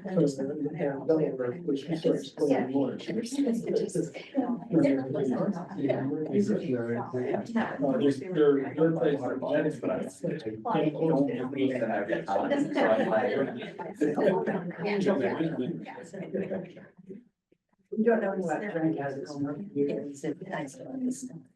Well, they were washed. You know that, it's good. Yes, we can share with them. I'm waiting, for- I'm looking. I got 8 or 9 on my. So. I'm looking at that clock. That's wrong, but. Yeah, it is 8:09 I according feel to that's the. what I'm. Of course, I think. We're just having it done last week. Yeah. Just. A little just. Here's a microphone. The original split that he put on. All right, 8:10. I will reconvene the meeting. We have one more zoning article to discuss. I will let the town planner introduce it. Question before you move forward, are you gonna discuss the overlay Simons project amongst the board? We will. We're still in the public hearing, so. So the last item tonight is some proposed revisions to section 8.3 of the bylaw, which are the regulations governing multi-unit dwelling projects. Currently, the regulations for multi-unit dwelling projects as principal use require a certain amount of the lot be held as permeable open space, including lawn or garden area, and it requires that it be 50% of the total area of the property. It also requires that 1.5 off-street parking spaces be provided for each dwelling unit. I brought to the board's attention an observation that I have that these requirements might hinder multi-unit developments because requiring 50% of the lot to be permeable open space, not covered by buildings, not covered by parking lots, would in fact make a multi-unit project prohibitively expensive or would not make it possible at all, because so much of the lot would have to be open space and or would have to be parking. So the thought was, if the town does want to actually see multi-unit developments happen, these regulations might hinder that. And so the board discussed it, and we proposed that the requirement regarding the 50% of the lot in permeable open space be reduced to 25%. And that the parking be reduced from 1.5 to 1. And so those are the gist of the proposed changes. Okay, so I'll open it up to anybody in the public. As a comment, Peter? Yeah, you can stand up right there. It's fine. We're more casual. Peter Moss, this is terrific. Anything that the town can do to reduce the cost of building housing is warranted. This is great that you're doing this. Thank you. Nobody else? Claudia Shapiro, 78 Mount Plain Road. Does this apply to the Mahawi project, the mixed-use development? 34 Mahawi Street, I believe. The one that's just had a. That was just basically postponed corner of until after Mahawi. the annual town meeting. The corner of Mahawi, Maine. As presented, I don't think it does apply because they presented it as a mixed use building. Correct. So it does not So apply. it does not apply. Correct. There are 2 online. Okay. Eileen? You with us? Yep. Hi, Eileen, newsletter. What happens if a family, well, a couple moves in and they have 2 cars? Well, this sets a minimum requirement. So the developer does not have to build more parking than just 1 per unit. The developer can build 1.5 parking spaces per unit, or 2 per unit, or 3 per unit if they desire. If that's what they think their tenants might want.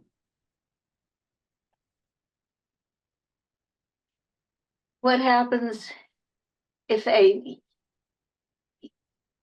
I'm speaking from past experience many, many years ago in a different community when people were just beginning to have 2 cars per family.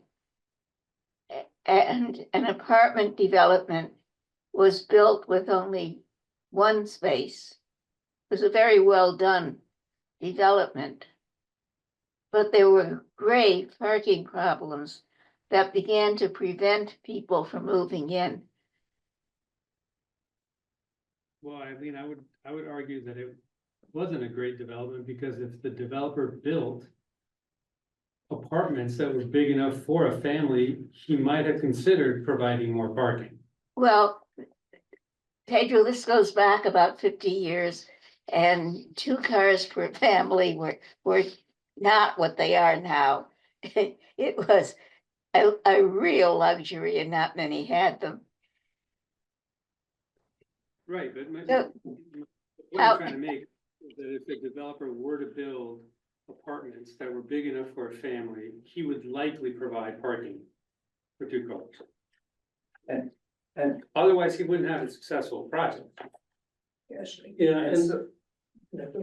And so, Eileen, when I was a renter, it was one of the things that when we looked at places, we looked for places that would have parking. I mean, at the time, we only had 1 car, but we wanted a place that had parking, and so. Right. There's that, and this is trying to, it is something that really limits the size of the project.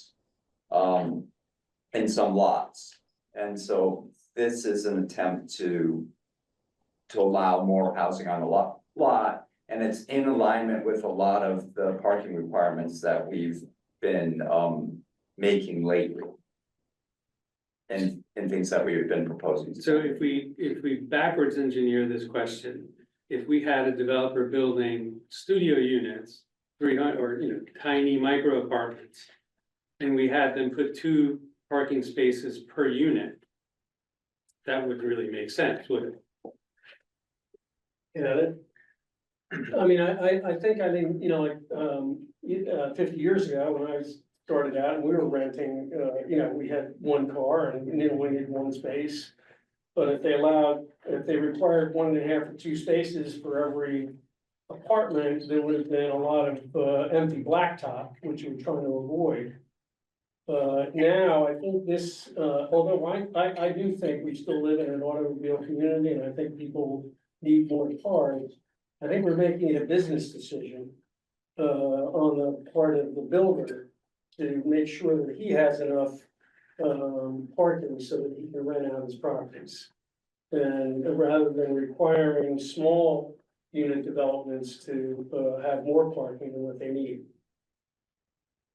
I'd also encourage anybody interested in this topic to just drive by Beach Street Commons and look at the parking there. That lot is usually about 1/3 full, and in the evenings, it's about 2/3 full. So to Malcolm's point, there's a lot of blacktop there. If we add it up, all that blacktop could turn into 4 or 5 more units of housing. That's kind of the point. That's our purpose here. Comment online? That, Eileen, Are you good, Eileen? well, okay, I've heard you. I understand what you're saying. I sympathize. I don't have to be convinced. Goodbye. Thanks. All right, so we're gonna move on to somebody else who's online. Is that okay, Eileen? Yeah. All right, thank you. This is Estelle, you just need to identify yourself. Hi, go ahead. This is Alan Bogdanoff from 12 Mahawi. I was going to actually say some of these things the other night regarding the Mahawi project, but I feel very much the same about these. I think you can't really, so I want to be clear. I'm speaking against the proposal to reduce the parking from 1.5 to 1. I think it's honestly, you can't have your cake and eat it too. You can't say on the one hand that you want to give builders the opportunity to build, more efficiently by having less parking spaces, and then say we have to trust them to put in enough parking spaces to make sure that their car, every car has a spot, right? You can't have it both ways. You're basically saying that, if you have market rate, if you have market rate housing, and many of those places are going to have couples that are living there. And most of those couples are going to have two cars because we live in a community where you really can't do without it. And that basically means that either there are going to be more cars, there are going to be more cars than spots, and something's going to have to happen to those cars. And sometimes there is overflow parking. Sometimes you can co-use commercial spots that are empty in the evening and at night. Sometimes there is street parking that you can use, but sometimes there simply is not. That would be the case in the Mahawi development, for example, where it is also one spot. And the excess parking is going to end up on Mahawi Street. And particularly during the winter when there's snow around and the street parking is restricted, those cars are going to end up someplace. And I think as a town, we want to have control of what that someplace is. So I'm not saying we shouldn't ever allow a development that has one spot per unit, but that should be by special permit, not by right. Because there are going to be plenty of places where there simply are not any safe parking spots for people to use. And they're going to stick their cars wherever they can find a spot. And that is simply not good policy for Great Barrington. So I firmly against this. I don't think that they're going to be, tons of open parking lots. I think that if you have market rate housing, I'm sure there's statistics that say, how many of those people are going to have two cars. People are more than capable of planning for that. And I think my wife wanted to comment on the permeable space. So first of all, I just want to say that I agree with my husband on this. If we are looking at affordable housing, I think that we need to write something in about that. We need more housing, yes, but what we really need is more affordable housing. And there's nothing in any of the bylaws, including the ones that were passed at the warrant last year, that allowed the mixed space that's going on Mahawi, that allow for affordable housing exemptions. And that would be a perfect opportunity to do that.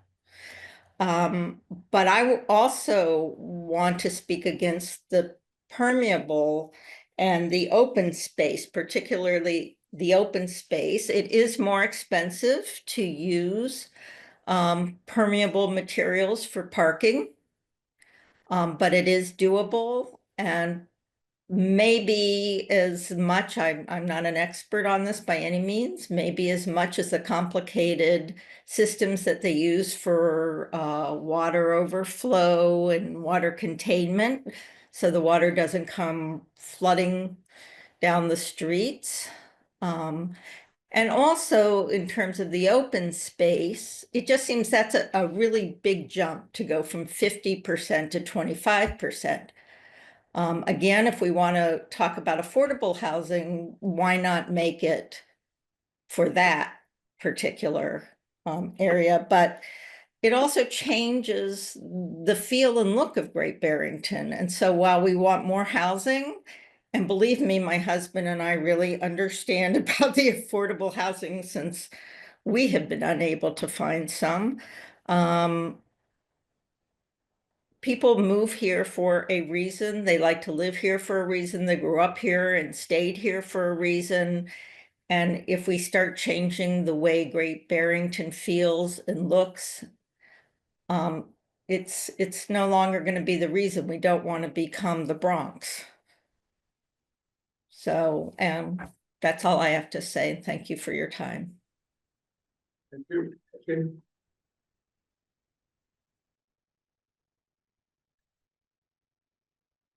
Yeah. Michelle LeBaire, 70 Division Street, just regarding the comment regarding Beech Tree Commons and the parking there.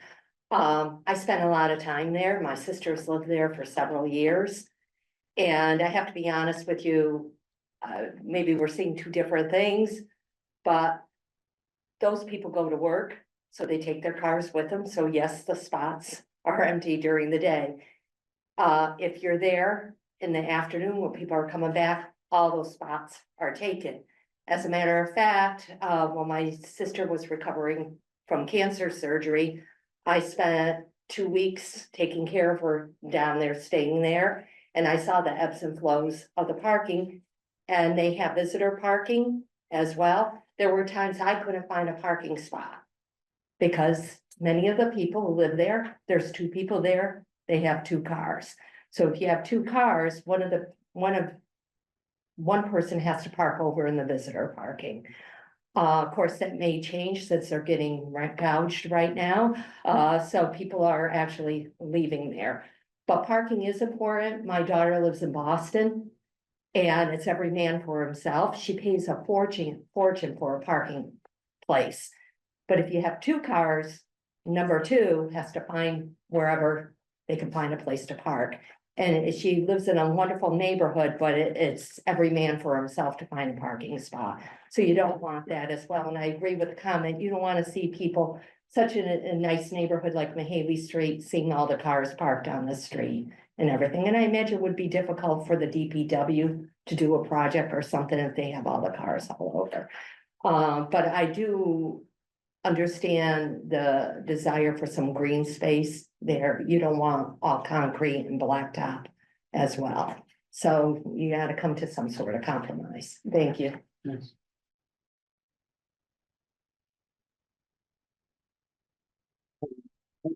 I'd like to respond to the woman who spoke a moment ago, suggesting that Great Barrington shouldn't become the Bronx. I don't think the reduction from 50% to 25% puts the town in jeopardy of that, and frankly, I found it a little offensive. But by doing this, you're making it, we can't make more land, and we have a housing crisis. And enabling people to put more housing on lots, it should be among the things the town is trying to achieve. I think this proposal helps a little bit in doing that, utilizing a little more land. We need to get away from old thinking that everything needs to be on 4 acres or 2 acres. Anyway, so I encourage the board to proceed at 50 to 25% change. Thank you. I have a question. Sure. Do you mind explaining if the Mahaley Street project is by right mixed use? Why does this not apply to that project? This section of the bylaw deals with something that is only residential. Doesn't have a mixed use component, so just a multifamily residential. So if that project was proposed as just a multifamily residential project, then these requirements might apply to that, but. As it's proposed, As as a it's mixed proposed, use, it's a it has a mixed use. space in there that they want to use as a communal space or an office space or something. So it's being proposed as a mixed use project, not just a housing project. I also want to make a comment, if you don't mind, about the affordable housing crisis. Sure. Actually, the real crisis is paying the stagnant minimum wage for the last 2 years of $15 an hour, farm workers $8 an hour, and tip workers $6.75 an hour. When all of the state reps, governor, et cetera, just got an 11.39% raise. Thank you. Yeah, well, that we can agree on. Might have a still. Okay, nobody new want to make comment? We'll go back to Estelle. Yeah, I mean, I just wanted to comment that, the Mahaley project is, I forget exactly what it is, 16,000 square feet and 400 square feet are office space. So it is, it's a very clever way to make use of the zoning bylaws, but a pretty clear play, I think. But that's not this, if I were a developer, I would, I'm sure do the same, so, more power to him, but it is hard to believe that it would be different, but in fact it is. Well, to that point, sir, they didn't meet the requirements. And I'm not sure if you were present at the meeting, but this board did not send a positive recommendation to the select board for their special permit. Because the waiver they were asking for was to reduce the amount of mixed use in the building. As you say, they only provided 400 and it needs to be 75% of the ground floor, right? 25%. No, I think isn't it 75%? No, 75% regulations are talking. It's 25 right now. It's 25%, it's 75% downtown. Downtown, okay, so it's 25%, they didn't provide that, just so you know. No, Chris is right, we should stay on point, but I just wanted to make that point. Yeah, no, I understand. This is Estelle again, and I want to apologize for the reference to the Bronx. It's just what popped into my head. But I really do believe that we do need more housing. And I actually am very involved with Construct, and we need more affordable housing. And at market rate, what goes in, yes, it will help ease the housing crisis for many people, but not for the people we need to make Great Barrington work. And so I'm concerned about Great Barrington losing its character. I'm also concerned that we don't have enough incentives for developers to build more affordable housing, where if you were building X amount of units to be affordable, that those could be 25%, of the open space. Anyway, that was my point. Yeah, good point, thank you. Anything else? What are any questions or? Motion to close the public hearing. I hear a motion to close the public hearing. Second. Any discussion? Last chance? All those in favor? Aye. All those opposed? None. So we officially close the public hearing. So, You want to move on tonight? You want to consider what you heard and do it next time? What's Well, I the, certainly like to move on with what I've already done. Yeah. Just some small edits. Chris, what's our yeah, timeline? before we move on, John, I'd like for Chris to let us know what our timeline is. Do we have a week or 2 weeks? at your next meeting, you can discuss more and finalize the drafts. You can't expand, broadly what you've published, but edits and things that you've heard in response to comments, you can make edits and change some things. And at your next meeting, you can vote to take things to town meeting or not. Is that time? That gives us. Yeah, your next meeting, your second March meeting, that would be the deadline for you to do that kind of stuff. You'd want to finish that. Okay. So why don't we go through John's comments and then we'll see where we land after that. Can we also talk about some of the things that we heard tonight while they're. I would like to do that while we're still on our mind, and then maybe we can go back and think about it and then deliberate and go. Can we start with John's comments? Yeah. So with the residential cluster. There are a few, we corrected some of these last time, but there are, I think, 3 places where we say RCD as opposed to an RCD. So that would be 852, 857, and 853. This. Have to insert an N. Thank you. Let's search for A or a CD. So you want the end, because there's a lot of red line cross outs at the end. Red line? Yeah. So, 852 and RCD, it says may be permitted by right. I think it should be shall be permitted by right, because that may implies that it's not really by right. Well, the red line says is it permitted. is. Yeah, the proposed language says, and RCD is permitted by right. Oh, it does? That's. Mine what- says may. That's not what you What said. what That's not you what you sent out said. this week. There's No, a- no, but it's, he handed out. Yeah, he handed out a red line. I didn't see that, okay, all right. Oh, it's this, Can we go to the campus overlay? I love it, the paper. Campus overlay. These are just quick edits. Well, there are a lot of questions more than. edits. Good.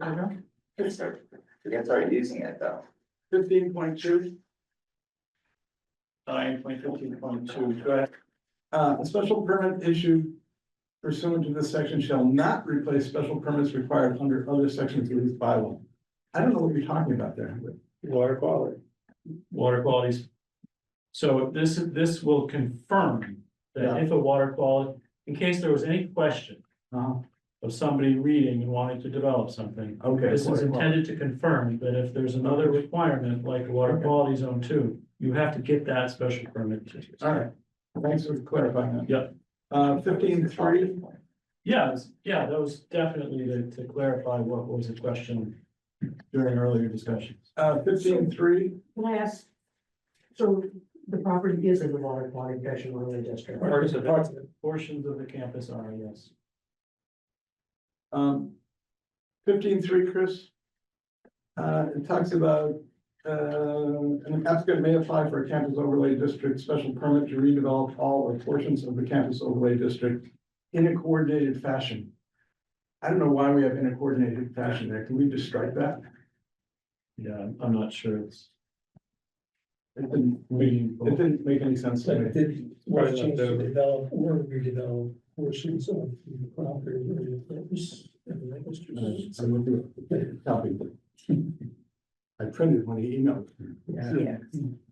In terms of the uses.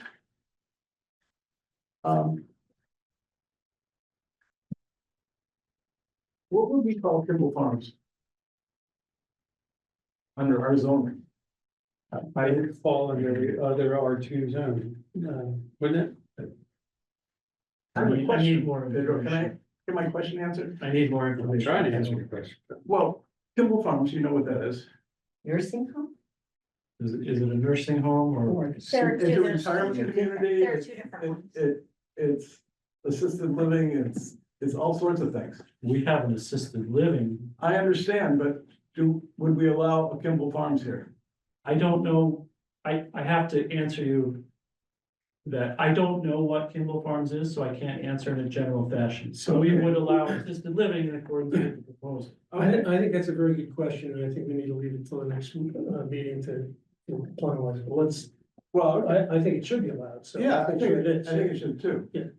So should we just- talk about mixed use now? No, Because let's. I will say that assisted living facilities in general. But that's not all assisted living. It's a lot of people who buy a unit and live there. It's a retirement community. So it wouldn't just be one family house. So I need to Nobody know transitions. more about what you are asking, John.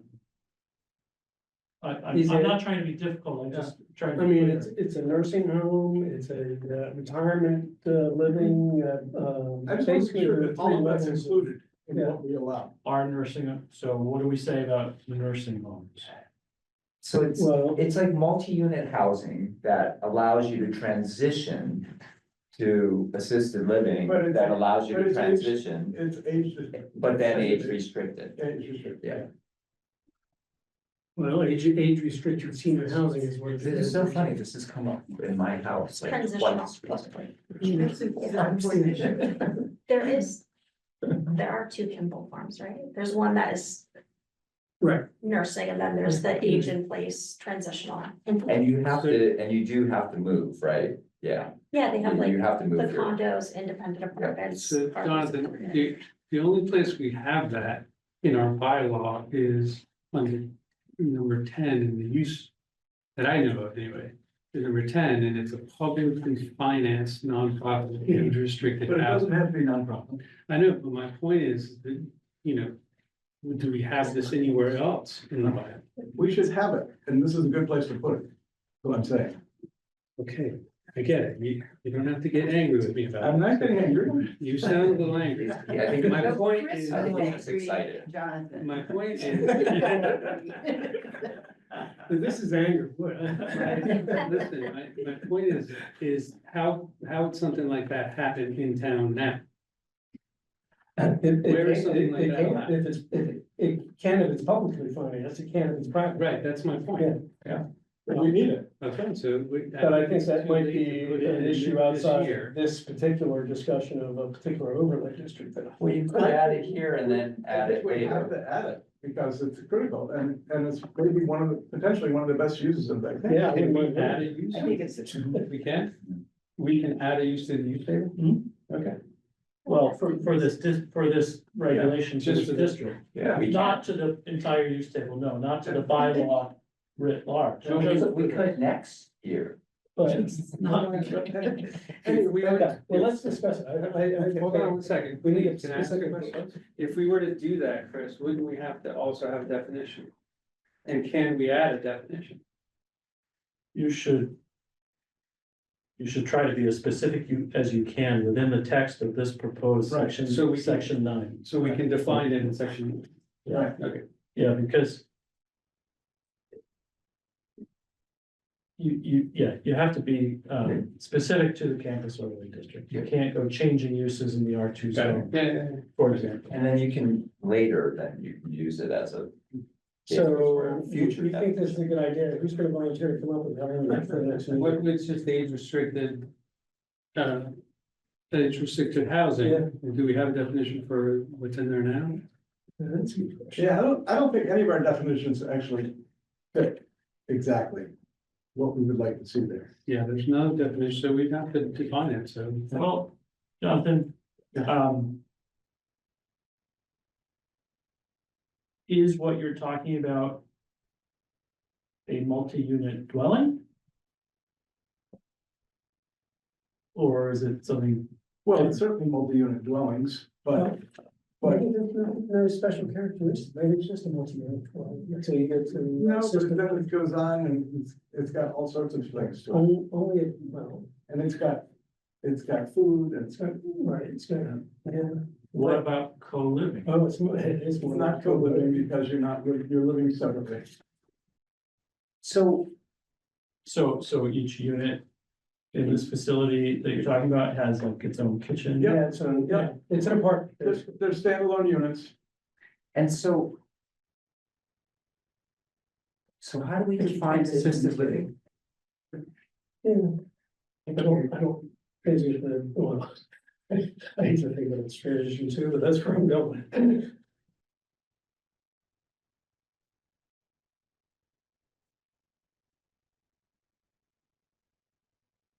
I mean, we could use that, and but you Use make what it, you- we could use assisted living, but we could change it. Like specifically, since it's gonna be in the text. To make it that it doesn't require it. Right?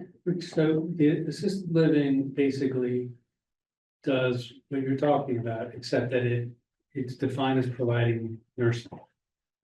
So if we have multifamily housing and we have assisted living in there, does that cover it? No, Is there, because is there some specific use that Kimball Farms is? Well, for instance, everyone has their own unit and they live there. And they have their own kitchen, but they also have communal meals. And so there's a dining hall there and they have events there and. So that's why I was wondering with the mixed use, so wouldn't that be a mixed use?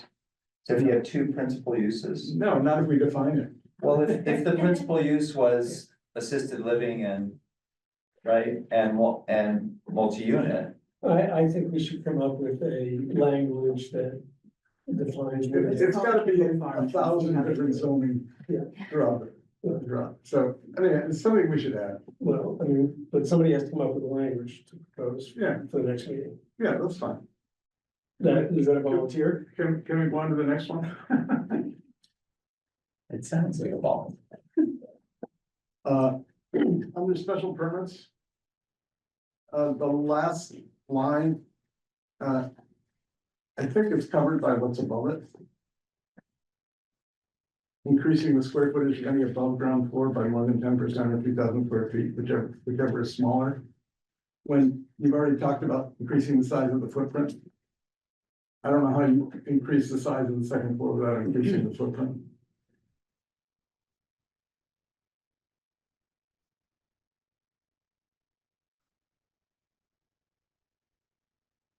What did you just say? You want to increase? Sorry, I missed what you said. What do you want to strike? I want to strike the last portion of that sentence saying increasing the square footage of any above ground floor by more than 10% or 2,000 square feet, whichever is smaller. I don't think we need it in there because the sentence before that is talks about the footprint. But so this, isn't this letting you do both? So if you increase the ground floor by less than 10%, you can also increase the above ground by less than 10%. Isn't that what it's saying? No, It's not saying that? no, this is saying you can increase the second floor without increasing the first floor. I thought it was saying you can, But you totally could do that. I thought it was, Yeah, what if the It's second totally floor doable. is already small? But I would argue that increases the footprint. It doesn't. but it doesn't. Not necessarily. The ground floor may be very large, but just a little small. Second floor, you're not increasing the footprint, How do you define footprint? essentially the drip line of the building. Yeah, okay, so there you go. Well, you have a ground floor and a penthouse second floor. Like if you have The a, drip line is the same, you're just increasing the second floor. Ground floor. That's not the drip line then. Yeah, and then, That's why the sentence second is floor in has here. a drip line. yeah, but That's why the the sentence trip is- line of the ground is off first floor, and that's the footprint, right? It's not the drip line of the building. The drip line of the building Is the first floor. is, no. The drip line of the building defines the footprint. Right, but you could add square footage to the second floor and maintain the same drip line. Mhm. Possible. So why do you need to, if you're doing that, why do you need a special permit? If you're gonna square If you off do- the second. it's saying that you need it if you do it by a certain amount. Okay, let's go back to the question, why do we care if they square off the building and not increase the footprint? I don't care. Well, you don't care, then let's square off that last, clause. so, I move. but does it allow that? So it does allow that, so you can, These are examples of what wouldn't be allowed. Yeah, I think that, I mean, I think that's So- fine because it, This defines a substantial change to an existing building. but So why do we care if they round off the upper? because you floor? don't think it's substantial change to it if you have like a really big building with a little tiny building on top of it that goes to the maximum height. You could presumably double the size of a building. You could triple the size of the That'd be a building. massive change that the board or the town want to balance some interests and have a special permit in. But if it doesn't increase the footprint, It could But it- massively but- increase the use. of But it's a, no, but it's a, yeah, but it's hold on. That if the building were being built to its full building envelope, it could occupy that space already. It could, you know, even though it wasn't built for economic reasons or for design reasons at its outset. The building envelope supports it. But what if you have that? Okay, well. You have that, and so now you have that. It doesn't matter because the building envelope supports this. You can't But what I'm saying is In a that public meeting, seems, guys, you can't use terms like that. but that seems substantial. But the fact is, are there any buildings over in Simon's Rock that That have? look like a that. Big building with a little tower with somebody like, yeah. Probably Let's not. get real. Yeah, they're all, There are plenty of single story buildings that can fill a building envelope that allows for a second story. well, We're not saying you're allowed to have a new story, right? No, but if. it's not appropriate. but you can't, But you if the can't, building has you a can't, footprint, Expand the you can second. go 10 feet. Right? Can you get a second story? I know we get into a lot of the this. zoning, if the zoning allows it, it shouldn't be restricted. The zoning won't, even even if the zoning allows a bigger footprint, in my opinion, it shouldn't be restricted. It's just, you know, that unfortunate building is subject to what was, you know, again, for economic or design reasons, what was created when it was built. If you're arguing to keep it, I'm okay with that too. If everybody wants to get rid of it, I'm okay with that, but I mean, you know, I'm not even sure if there's any buildings over there that qualify. Why don't we just, we'll table it, and Yeah, let's discuss it discuss. with Brand. Yeah, let's discuss right, Brian. Get her feedback. Okay, I'm done. I better make a phone call. So I have a question here, right, and it has to do with by right multifamily. Here. So, what we have, you know, the Simon Rock campus are, Are you on this overlay district here or the? yeah, I'm on the overlay district, so that campus. If you look at the way the lots work there, there's. And I think there's 11 lots, I could be wrong, but only a few of them are small lots, the majority of them are large lots. So we're saying here. That we're gonna allow 8 to 4 units by right, and there's a proposal. That was made at the public hearing to make that into 16 units. But if, let's just say somebody were to go and buy a piece of land. And they can divide that land into the. You know, the 1 acre zoning, or, and they could fit 8 units of housing in 1 acre zoning, what's. Precluding them from taking the 10 acre parcel that they purchased and just cutting it up into 10 different lots and putting 8 units on each lot by right. Is there anything? So that's my point. Why are we restricting, why are we doing this? Why are we making multifamily development, you know, only up to 8 units by right? Because if it was me and, you know, and I wanted to build 24 units of housing, that's what I would do. Chop it up, Well, so that I because- could fit 8 units on each lot. And that's maybe all I would purchase. I would argue that it's still R2 and R4, which prohibit those. That size multi-units, unless, and I think because this is a campus overlay district, I think the by right should be. For more than 8 units should be on existing structures. Because that's what we're talking about, the use of existing structures for the most part. And we don't have that. It's already allowed. Right. It's, But- you're talking about new structures. Talking about new construction. Okay, I don't have a problem with the 8 units for new But structures. you understand my point. If I bought 5 acres and chopped it up into 3 different lots, I can build 24. Okay. Well, I mean, 24 units of housing. yeah, if you buy 5 acres, then we can do. We've come up, I can do We've come 24 up- units by right. but we've come up with this with Malcolm before, right? I mean, this is the same discussion that we've had before with multi-unit housing on a lot. And You know how these guys work. This is what they'll do. I mean, you saw that project we looked at last week. If you bought, so this is the R2 and the R4 zone, right?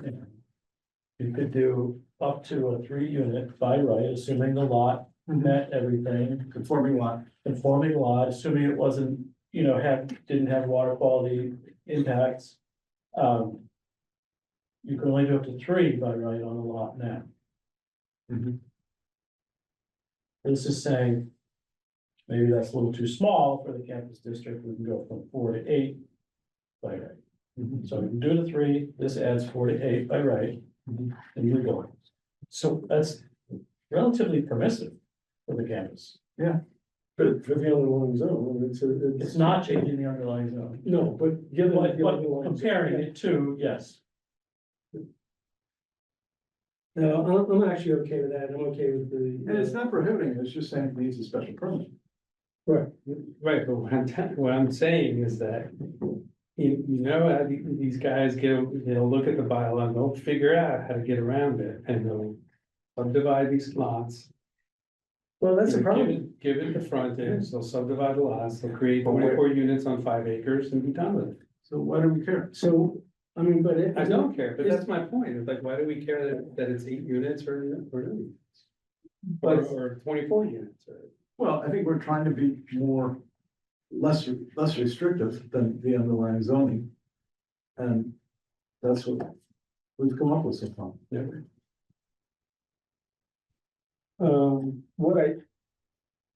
What what I would like to come back and discuss also, and we need to discuss that further, let's just keep all this open if we can until we come back and finalize it. But I do think we should move restaurants up into the by right in the existing structures.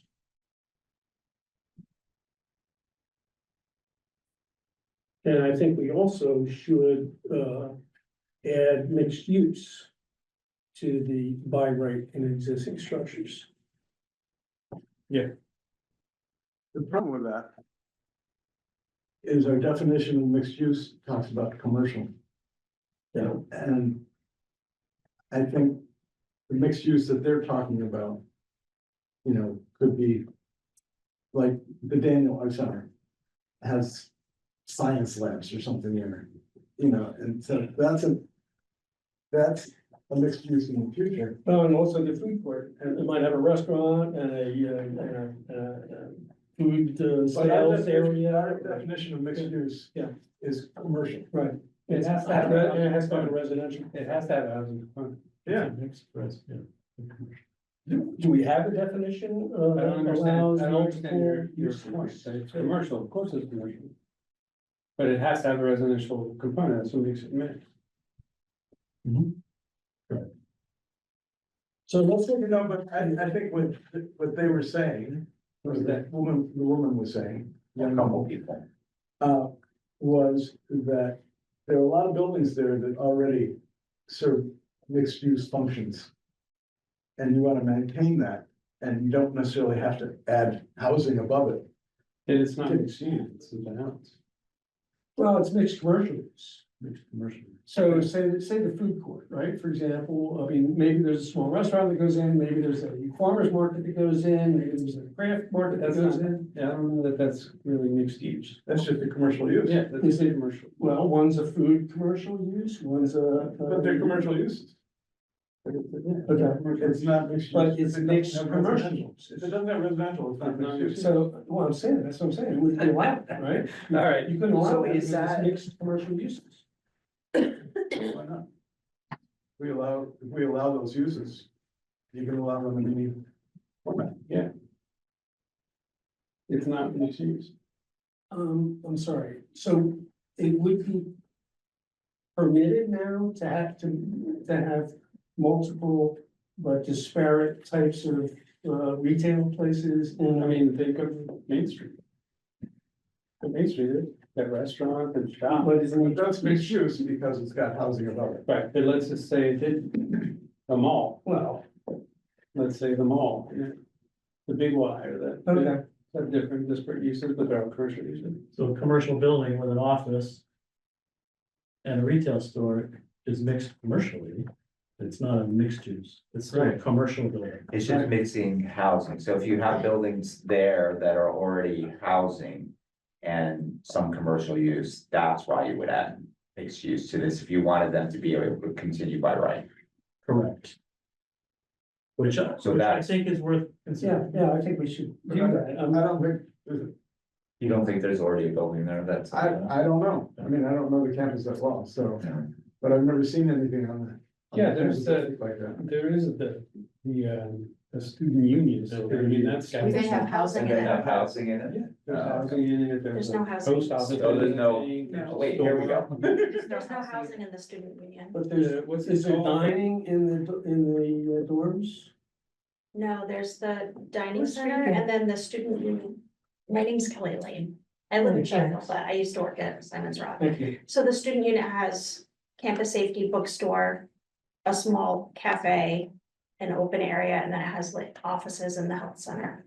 Somebody might want to do it though. I mean, somebody So- open house or something. Yeah, so I mean, what's the problem? Okay, I don't see any problem. If you can mix commercial development of different types and, without having residential now, You then, do that by right. okay. So I have a question about the special permit you said we have in here. And Mr. Magdalene, you brought it up, and that's the commercial amusement parks. Like, why do we have that in the special permit? So what was that discussion? Because we did have the discussion around that and fast food. And we had, and I thought we had examples of things that we might want, and that's why. Miniature golf is what you discussed. Fairgrounds, fairs, miniature golf. I think that's, we should discuss that with Brandy. And I personally, given the definition that we have for fast food in here, I would like to take it out of this. We didn't. And maybe, revise the definition and add it, next year or something like that, because it's. In our bylaw, it defines it as food being served to a car, to a motor vehicle. So that's like, It's a definition of McDonald's. it's a drive-in or it's a, what do you call it? It's a drive-through. I mean, Not just a drive-through, it could be a place where you park and they bring food to you. well, yeah, but I mean, It's like a car hop thing. Drive-in movie. Yeah, we can't afford those anymore. I thought, My point is we can consider taking that out too. so Okay, well, I don't have any problem. with that. I thought it was in there because we had, so say, pre-prepared food that Right. people could walk in and pick up. But. And I thought that's why we had fast That is food why in it's there. in there, but what I'm suggesting is that the way it's defined right now in the bylaw, it involves a car. No, It doesn't. Not necessarily, it says with or It says without. with or I think without a you're car. reading it incorrectly. But it says to a It motor says vehicle. with It says or with or without. without. That's referring to the drive-through thing. Yeah. That's the clause that's referring to. the With or without a drive-up window, it says With serving or- customers in motor vehicles. You could say, Take that as a clause, yeah. Okay, So basically, it's a restaurant that has principal. Pre-prepared. well, we need to come back to this because there is a food establishment that's about to open up on Main Street that is fast food then, as defined here. Yeah. And, Yeah. and I mean, that's I- not fast food. But it would be, as it's defined here, it would be fast food. because it's pre-prepared. Or it's Yeah. quickly prepared. And there's a lot of restaurants that do that already. Well, no, we have a lot of little restaurants. Little that do that. restaurants. I think that'll be for next year. Yeah. To address. But I think that's. Because I think our definition of is it our definition of restaurants maybe that we need to look at? I don't know that we have, but anyway. I don't think tonight's the night to do it. Yeah, if we No, can- I know. if we can move on and maybe address. After 9 o'clock. Yeah, if we can move on and address some of the comments here and then wrap it up and we'll finish up the next meeting. Is there any more comments on the campus overlay? It's hot. You gotta start.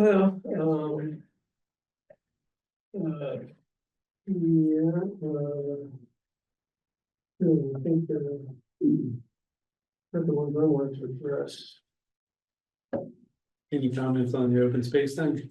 John, I really think we should consider those comments about, perhaps, maybe the 25% open space should be contingent on affordable housing. I want, And I'd like to revisit the parking requirement again too. I mean, I can live with one space, but I think that argument about, needing cars in Berkshires is a good one. And it's really, it resonates with me. I think that this is just saying a minimum, it's not setting a maximum. Yeah. But maybe not to the developer. Yeah, but But, you know- who have to live with it if a developer tries to jam as many places in as he can, sells them as condos. But they won't do that now, and I think we've seen it here, if you look at the project on Main Street. That's about to open up, they provided more parking than is required. As well as the old rehab center on Maple Ave, they provided more parking than required. These guys, they do that because they know that their projects won't be successful unless they provide it. What we're doing again is making it possible for somebody to come in and maybe, if they want to do a micro unit thing or a studio apartment project, that they won't have to then build more parking than. Or they could get a special permit to reduce it to one. Yeah, but we're trying. Yeah. We're trying to reduce. Process. so, So we can come, let's come back and we'll discuss with Brandon. I mean, Yeah, I'd like to discuss it more. I'm not intractable. can we discuss the using the open space as a, like, is that a big enough incentive to get affordable housing, especially now? I don't think so. I think it's just gonna be one of those affordable housing things that just sits there and never gets used. It would only work on small lots. Because on big lots, all of our zoning that allows multifamily is very generous. We've done, remember when I was trying to push incentives through and then I looked at it and I was like, well, there's no need because we can't provide density bonuses or height. It can all make a difference. You can already build so much. And so like, the only, well, at least in town right now, I mean. Is anyone gonna do that? Is anyone gonna do a small affordable housing thing, like a small lot of affordable housing? No, you won't be able to, I mean, unless it's publicly funded and they're gonna do it over a period of 15 years. Yeah, and that was, Really complicated. and that was one of the comments that I should have made when we were still, it was that if we really want affordable housing, we need to think about, do we wanna publicly fund it? Meaning, does the town wanna fund it? You know, That's like a whole other. no, I know, but there's like, we have these conversations about affordable housing and it's like, We need all kinds of housing, you know. no, The town's added 120 I'm with you units with of that. affordable housing and maybe 40 or 50 units of market rate housing. We need all kinds of housing. And I don't know that our zoning bylaw is restrictive on the amount of housing that we can build. Whoever wants to build whatever kind of affordable, not affordable. Yeah. So anyway, do we have any more comments on tonight's meeting? That's what I took away. I really look forward to our next meeting. Yeah. Want to keep you wanting more. it has to happen. All right, so hearing none, we can move to the town planner's report. But we need to continue the public hearing. right? No, the public hearing is closed. Oh, that's good. Okay, thank you. I got it right that time. I don't have anything to add for the town planner's report. I will say next time we'll wrap this up.